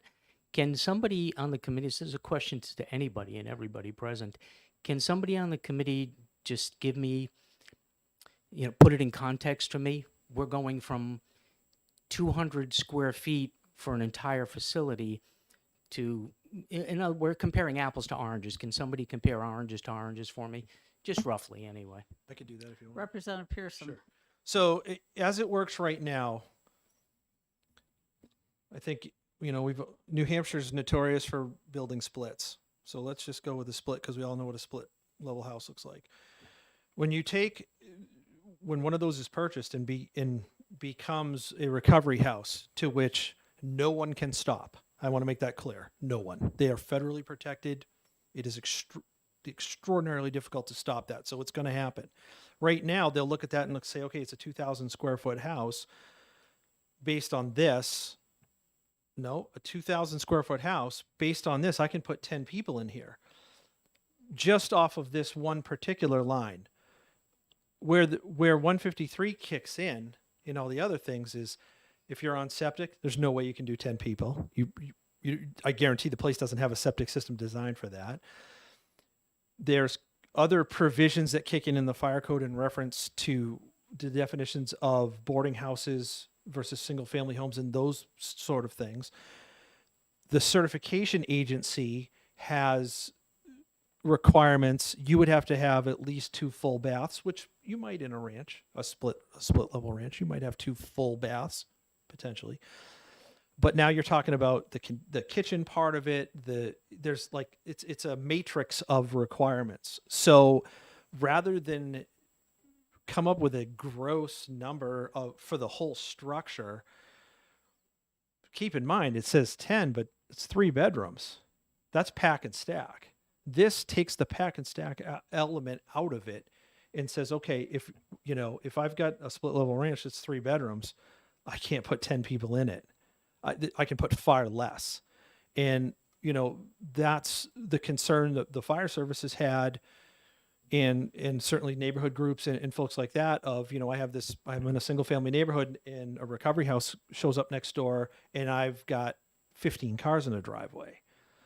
So this is I think this is a huge improvement to the current way that we can do things, in the sense that it's going to provide a more restriction, and it's a restriction that the regulatory agency is welcoming. So as far as I'm concerned, that's fantastic. Yeah, instead of 10 people in that house, you'd probably get 4. Yeah, right. Yeah, based on the size of the bedrooms. Okay, I mean, you just basically answered my question. There really is no apples to apples comparison in this, but you're feeling confident that this is going to decrease the stacking. And that's why I asked to be on that commission, is because my concern is, rolling up with engine 2 at 3:00 in the morning and I got 10 people crawling in the front yard from smoke inhalation and people hanging out of windows, and we didn't even know this place was here. Yeah, that was my concern. And they exist. And this is, the city of Manchester could probably handle that a whole lot differently than up north, where the resources are far less. So, it's not a secret that Miss Bach and I have butted heads over this since I got on the commission, because when they first came into New Hampshire, they came in a stock car and they were just ramming their way through things. And this, things have changed in 2 years a lot, and they're starting to understand that New Hampshire isn't really interested in playing the game the way they thought it was going to be played here. So this is a huge improvement. Yeah, I can support that. I would just recommend with Representative Bailey that we strike the word gross from this and just deal with floor space and just square feet. Representative Goley? Thank you, Madam Chair. And I just want to state that, we heard, as Representative Pearson said, that they have come in here stating as a protective class. And one of the things and one of the issues, this was brought before us, and you heard it from the fire marshal, that the 200 square feet that they initially did was because they didn't know where to go when they started looking through the statutes. They came out with a dormitory number. Well, Square feet is the dormitory number. 50 it square feet was- per bed. no, It was 200 was 200 was from single family. single family. Thank you. By picking that number with nothing entailed, these folks are coming in declaring discriminatory nature because we're picking a number out of nowhere. And this is where they, in speaking with these folks, went to a national number that's being used nationally. So now there's no discrepancy and there's no discrimination against these folks because we're using the national standard that is going by them. That's why this is here. If we start changing this language, now we're going away from that national standard, the way it's worded nationally across the country, which we haven't heard any problems with. So what I ask that you keep the language as it is and not change it. There was nobody here testifying that it isn't working across the country. Thank you. Representative O'Brien and then Bailey. Thank you, Madam Chair. I would just like to state that I heard testimony by Senator D'Alessandro. This will bring it up, as Representative Gooley mentioned, national standards. Jake Barry said the same thing. What is the national standard? When you come down to occupancies and such, you're under the guidelines of the NFPA, the National Fire Protection Association. I have been a veteran of a couple of battles in Nashua. When does a rectory become a rooming house, or when does a convent become a rooming house? And looking at some of those type of issues there. To strike anything, I'm sure when you have the fire marshal come up and sit here before us. He has to do some detailed work into looking in the proper language. And I think to gross and to strike it, I just caution that without the NFPA book in front of me, I cannot say striking out anything would not jeopardize this. I'm going to rely on the expertise of the state fire marshal and leave the language as correctly and not support any changes. Representative Bailey? Well, I seem to recall that nobody could define gross for me. Representative Allegro provided that. But a second, when you talked about stacking, it puts in mind what prevents you from doubling this with bunk beds? It's per person. So But they still have 50 feet of space. This is not, we're not landing airplanes. This is the floor space. Yeah. So you can't, If you have a you can't do 100 that. square foot bedroom, you could put in a bunk bed. Thank you. I find it hard to believe that there's some kind of guidance somewhere that has this exact wording. I mean, it just is so convoluted that there's a guidance somewhere that says the facility shall have a minimum 500 gross square feet per bed per sleeping room. I just can't imagine it's worded like that. Well, you're not as familiar with building codes and the fire code as some of our other members. I worked for the NFPA. I was a technical advisor for them. And if I put the fire codes in their entirety on this table, it's 2.5 feet. So this type of language is exactly what you find in codes for a reason. So if they're talking about the square footage in a bedroom, why is the word facility in there? Because recovery houses, see, this is the problem that you have in the recovery house world, in the sense that when it's convenient for them, they're a facility, and when it's convenient for them, they're an exempt protected class single family home. And and when it's convenient, they say they're a family. That's right. And that's one of the problems the beefs that I've had with New Hampshire Corps from the beginning, is they very conveniently kind of swing between the two things when it's convenient. So sometimes they are a facility. Where the fire code kicks in is that boarding houses are looked at in a very different world than a treatment type of a center. And that's why the word facility comes into play. Okay, I'm just trying to make it normal English. No. The codes don't use normal English. It's rather stylized, yes. I mean, I'm serious. I worked on engineering codes, and they're the same way. Yeah, I'm sure. Okay, I Representative just can't Rhodes. believe they have the gross. Thank word you, in there. Madam It just Chair. I looks just so want awkward. to bring us back around to the center here. We're actually discussing an ought to pass motion, and I feel like we're getting hung up in words of a possible amendment when we're debating an ought to pass on House Bill 223. So if ever, I don't know if I'm allowed, is that where I'm at? Senate bill, my bad. So just kind of want to redirect our efforts here and see if we can vote. I would not support an amendment to change that. Okay. Is there anyone else who wishes to comment? Well, I think Representative Schmidt, I think yes. it might not be a bad idea before we complete this, just to double check that our understanding. I mean, we got a lot of expertise here and experience, so I'm not hostile to that testimony at all. We could ask a question or two just to confirm that, if everybody's on board with that. But otherwise, I think that the language that we're seeing here is a language that the fire marshal, the person who has the responsibility in the state for this, has testified in support of. So I'm happy to go forward with that. Just to run the idea of asking a question or two before we finalize the vote.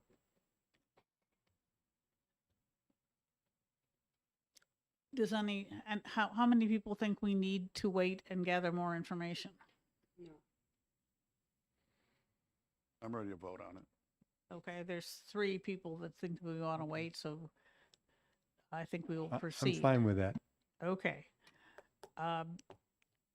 So the motion is ought to pass by Representative Goldie, second by Representative Schmidt. And the clerk can call the roll. Representative Rhodes. Yes. The clerk votes yes. Representative Pearson. Yes. Representative Yakubovich. Yes. Representative Lekis. Yes. Representative Allegro. Yes. Representative Bailey. No. Representative Goley. Yes. Representative Schuett. Yes. Representative Schmidt. Did you call me? I didn't hear. Schmidt. Yes. Representative Marsh. Yes. Representative Fellows. Yes. Representative O'Brien. Yes. The chair. Yes, A lot to one. 14, I think. 13 to 1. 13, all right. Somebody, oh, that's right. Representative Rhoda stepped out. She had another meeting. All right, do you object to consent, Representative Bailey? No. Okay, in that case, we'll put it on consent if no one else objects. All right. And since and I have an amendment to Senate Bill 398 that I would like to move. Where'd that amendment go? It's, where did that amendment go? It is amendment number 1329H. And if anyone doesn't have it, I've got some more copies here. If it's not at your place, that means you probably didn't get it. I'll pass it around. Here you go, pass those around. Oh, yeah, yeah. We didn't really discuss it. Well, we discussed this. This amendment merely moves, well, procedurally speaking, I'm going to move ought to pass with the amendment. Is there a second? Second. Second. Thank you, Representative Goldie. All right, so the amendment is 1329H, and that simply deletes the section talking about the effectivity of the building code because we covered it more thoroughly in 1681. Yeah, House Bill 1681, which is marching through the Senate. It's in the second committee.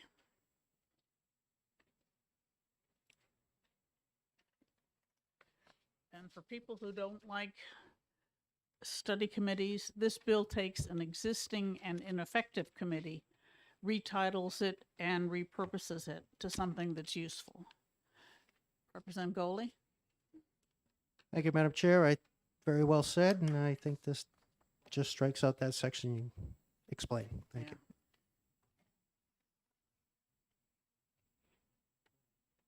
Any other comments on the amendment while we're all reading it? Okay, don't see any. Madam Chair, if I may, having spent a bit of time testifying over in the Senate, one of the common questions that the Senate asks is when they amend stuff, is if the sponsor of the original bill was okay with the amendment. So I guess I'll ask you, is Senator Carson okay with this? Well, she was here when we discussed deleting that section, and she didn't make any objection to it. The other people who were testifying, the Building Code Review Board and the Fire Marshal, both said that the wording in 1681 was better than what's in here. This was just kind of a belt and suspenders. Cool, very good, thank you. Anyone else? Just to clarify, the testimony of both the Fire Marshal and Mr. Sherman, who is the chair of the Building Code Review Board or something like that, both wanted lines 23 to 29 removed. Is that what your amendment does? Yes, sir. Exactly that? Section 1 ends at line 22, so then it goes into this change, and then the effective date, the comment is the same. Okay, thank you. Anyone else? All right, in that case, the motion before us is to adopt Amendment 1329H to Senate Bill 398, and the clerk can call the roll. Who was the second? Sorry? Goalie. Representative Rhodes. Yes. Clerk votes yes. Representative Pearson. Yes. Representative Yakubovich. Yes. Representative Lekis. Yes. Representative Allegro. Yes. Representative Bailey. Yes. Representative Goley. Yes. Representative Schuett. Yes. Representative Schmidt. Yes. Representative Marsh. Yes. Representative Fellows. Yes. Representative Flunt, no. Oh, yeah, he's not here, sorry.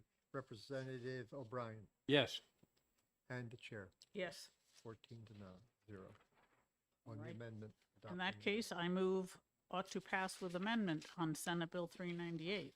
Second. Wow. Representative Goley. Okay. I think enough's been said by me, Representative Foley. Okay. It is then Representative Pearson. I have a question. You said this modifies an existing board, so we're not adding another one to the pile of 200 we already have. Mhm. The 3 members of the House, 2 of which shall be ED&A. Who are the current ED&A members that sit on that board? I told you it was inactive and ineffective.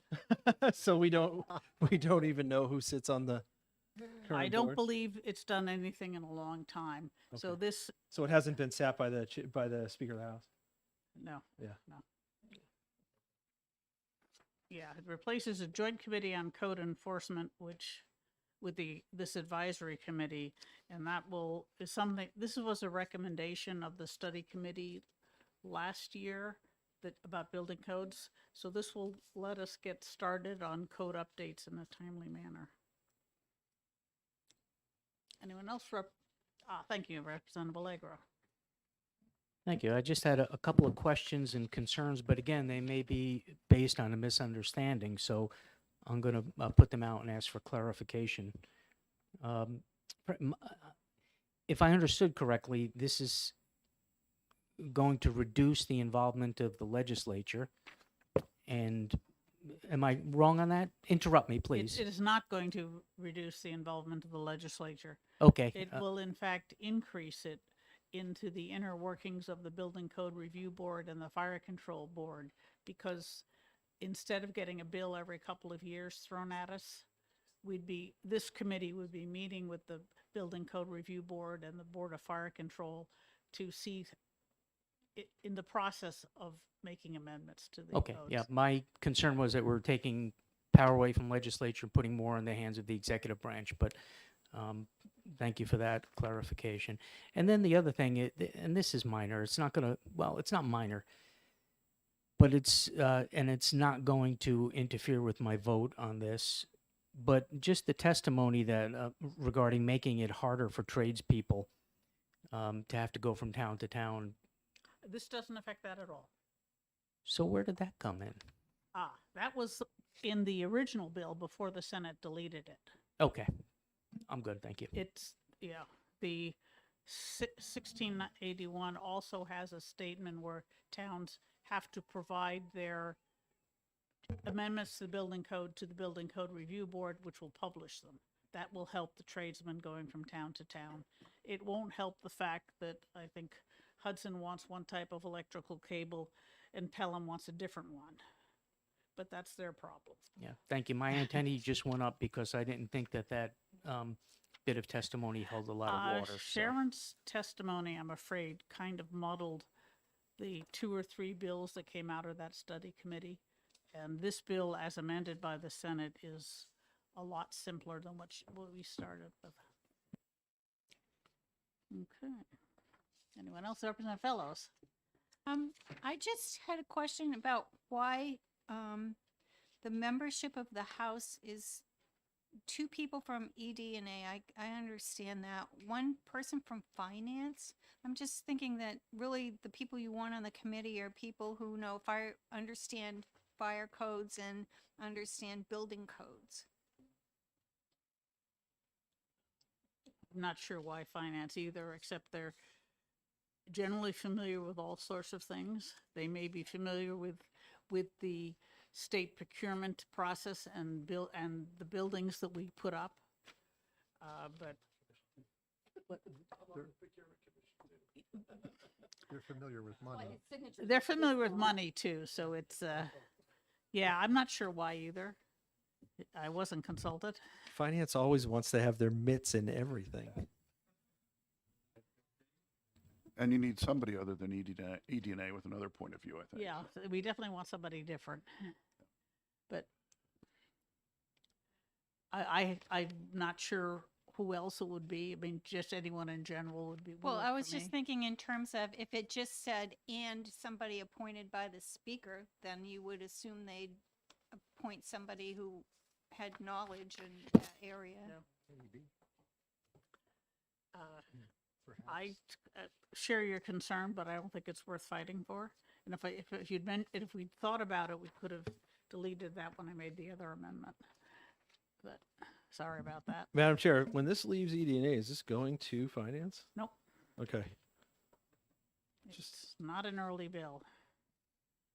Okay, any other, Representative Schmidt? Having observed the inner workings of the ED&A committee and the Building Code Review Board, there's another one. What's the one that Ransford? What's his name? Ranford, I think. Rancourt. Rancourt, that's his name.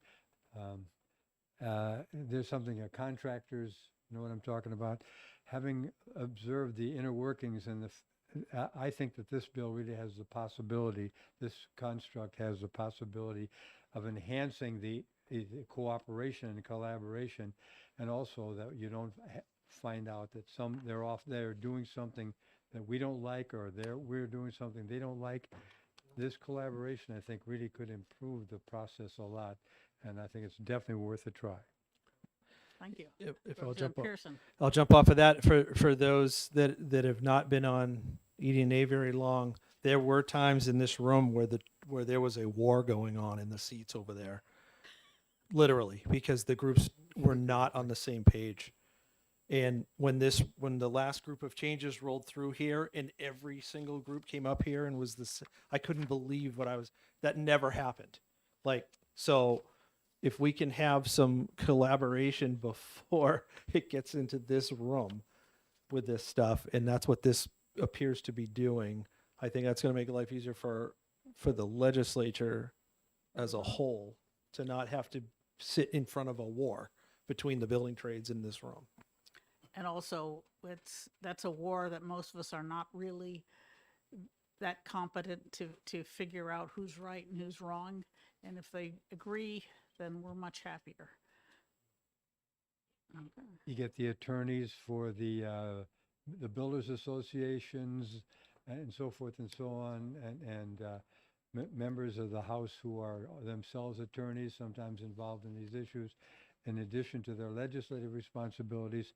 And it's a kind of a toxic stew as long with. Okay, Representative Goley. Thank you, Madam Chair. I just will say, been there, done that, and we'll be glad to put it behind us. You bet. All right. Anyone else? Comments? Questions? All right. Representative Sytek. If I may have a point of personal privilege for a moment. Last Friday, I bailed 3 guys from Yonkers who were in Salem to steal grease from a grease trap at a restaurant. By the way, interesting. Used to be garbage. Now I'm glad I'm on ED&A. I knew all about it. We need bigger traps. Well, a little trap just isn't worth the bother of stealing. The price of fuel from Yonkers, it's got to be worth something, right? Well, it's a 1,000-gallon trap, it would be. You got that pizza from where? Two Yonkers, 1 Bronx. Thank you. All right. All right. Anyone else? Comments? In that case, the motion is ought to pass with amendment on how to Senate Bill 398, and the clerk can call the roll. Representative Rhodes. Yes. The clerk votes yes. Representative Pearson. Yes. Representative Yakubovich. Yes. Representative Lekis. Yes. Representative Allegro. Yes. Representative Bailey. Yes. Representative Goley. Yes. Representative Schuett, Yes.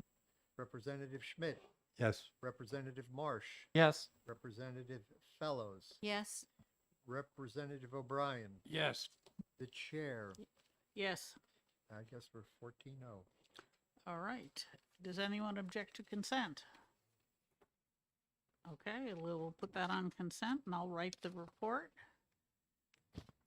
Is there anyone who feels like making a motion on Senate Bill 460 or Senate Bill 356? Those are the other ones we heard today. I'll make a motion on 460. Yeah, 460. Okay. Representative Lekis moves ought to pass on Senate Bill 460. Is I'll there- be happy to second that if you need. Okay. Do you wish to speak to your motion?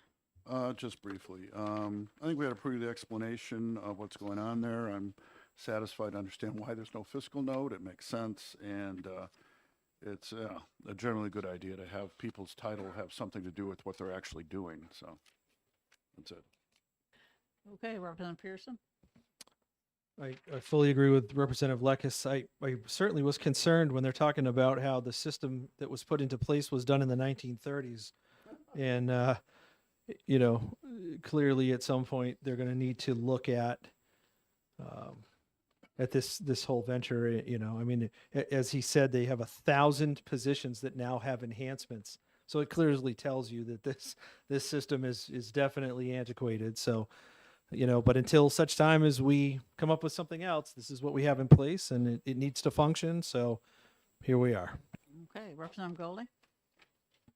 Thank you, Madam Chair, and I agree, especially about those enhancements when we talk about what the state is paying some of its employees. And as I was out and about this weekend and stopped at a local establishment and saw that they had on their doors a posting looking for hiring cashiers and checkers and starting at $12 and change an hour, I thought was pretty pathetic, looking at our state agency actually putting that on their front door. When you can see signs out there for Dunkin' Donuts, McDonald's, and other places paying well over that. So there is needed change. Okay, this is a small step. All right, anyone else? Okay, the motion is ought to pass on Senate Bill 460, and the clerk can call the roll. Representative Rhodes, Yes. clerk votes yes. Representative Pearson, Yes. Representative Yakubovich. Yes. Representative Lekis. Yes. Representative Allegro, Yes. Representative Bailey, Yes. Representative Goley, Yes. Representative Schuett, Yes. Representative Schmidt, Yes. Representative Marsh, Yes. Representative Fellows, Yes. Representative O'Brien, Yes. the chair, Yes. 14-0. Okay, does anyone object to consent? Okay. Representative Sajak? With respect to Commissioner Arlinghouse's presentation, I heard all that at JCEC, and if I had real powers of recollection, I could have said it all. I forgot it once, I'll probably forget it again. It's disappointing. Okay. Okay, Well, anything I else? think it's important for us to hear from the commissioner with regard to some of these issues, because his office is the one, especially now that Pam Smarling is no longer the staffer for the JCEC. Commissioner Arlinghouse is the one whose office coordinates all these incoming questionnaires and documents and so forth, which then go to the Corn Ferry Hay group. And if they come back with a recommendation that endorses the request of the agency, then the JCEC's executive function is to approve that. It gets the partisan politics out of it that causing a lot of problems several decades ago. But then it's the ED&A committee's responsibility to put that change in the statute. Then it goes to finance for financing and so forth. So it is an antiquated system, but as Representative Pearson said, it is working, and the ministerial function of the JCEC works, and Representative Sitek and I have been on it for more than 10 years, so we've seen it in action. So thank you for your support of it. Okay. I'm willing to make a motion on 256. Okay. Cleaning up, Representative Lekis moves ought to pass on Senate Bill 356, the medical benefits payments. Is there a second? I'll second. Okay, Lekis and O'Brien. Do you wish to speak to your motion? Sure. I think this is pretty straightforward. It aligns the billing and renewal and expiration policy with, the federal requirements. And I don't always support federal requirements, but looking at it, I think it looks reasonable. And, if we want to stay, getting the federal money from Medicare. And I don't see, anything particularly bad about these. And they're, from my experience, typical for other insurance policies. If you stop paying them, you stop getting coverage and you've got to start up again. So I don't see anything objectionable here. Okay, Representative O'Brien. For brevity, I couldn't agree more with the Representative Lekis. Thank you. Excellent. Is there anyone else who wish to comment on this? Okay. That was smooth. In that case, the motion is ought to pass on Senate Bill 356 by Representative Lekis. The clerk can call the roll. Representative Rhodes. Yes. Clerk votes yes. Representative Pearson. Yes. Representative Yakubovich. Yes. Representative Lekis. Yes. Representative Allegro. Yes. Representative Bailey. Yes. Representative Goley. Yes. Representative Schuett. Yes. Representative Schmidt. Yes. Representative Marsh. Yes. Representative Fellows. Yes. Representative O'Brien. Yes. And the chair. Excuse me, Did you, Mr. Clerk, Representative Grote, has- Representative Oh, Grote was here for that. Sorry, I didn't see her slither in. I really, Were- Saw That's the a yes fire from coming me. out of her eyes. Was she here when the question? was- yes, she was here when she was Representative here for Gro- most of the debate as well. Yes. I was here for the whole debate.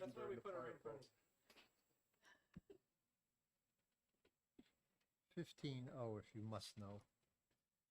I vote yes, by the way. Didn't I, wait a minute, I thought didn't I call you and then, oh.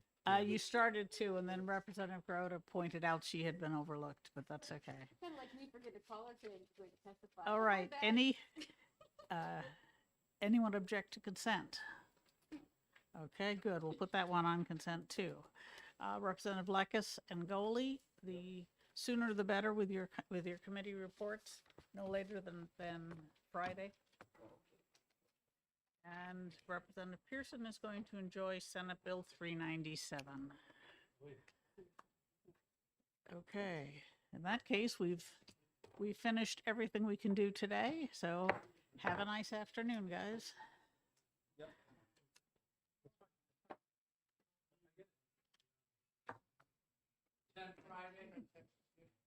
Well, we're going to be here Friday, so you can hand it to me if you don't want to email it. Sorry. Yes. We're going to be here on Friday, so yes, the beginning of the day would be fine. Not 10 p.m., no. I almost was going to make the motion on 223. Yep, that's when we're here. Yes. It's a national standard. Sorry, you took it right. I was thinking of something else entirely. Well, even if it's a national standard or not, I think it makes complete sense. She's double booked Friday. Okay. We were picking a number out of the.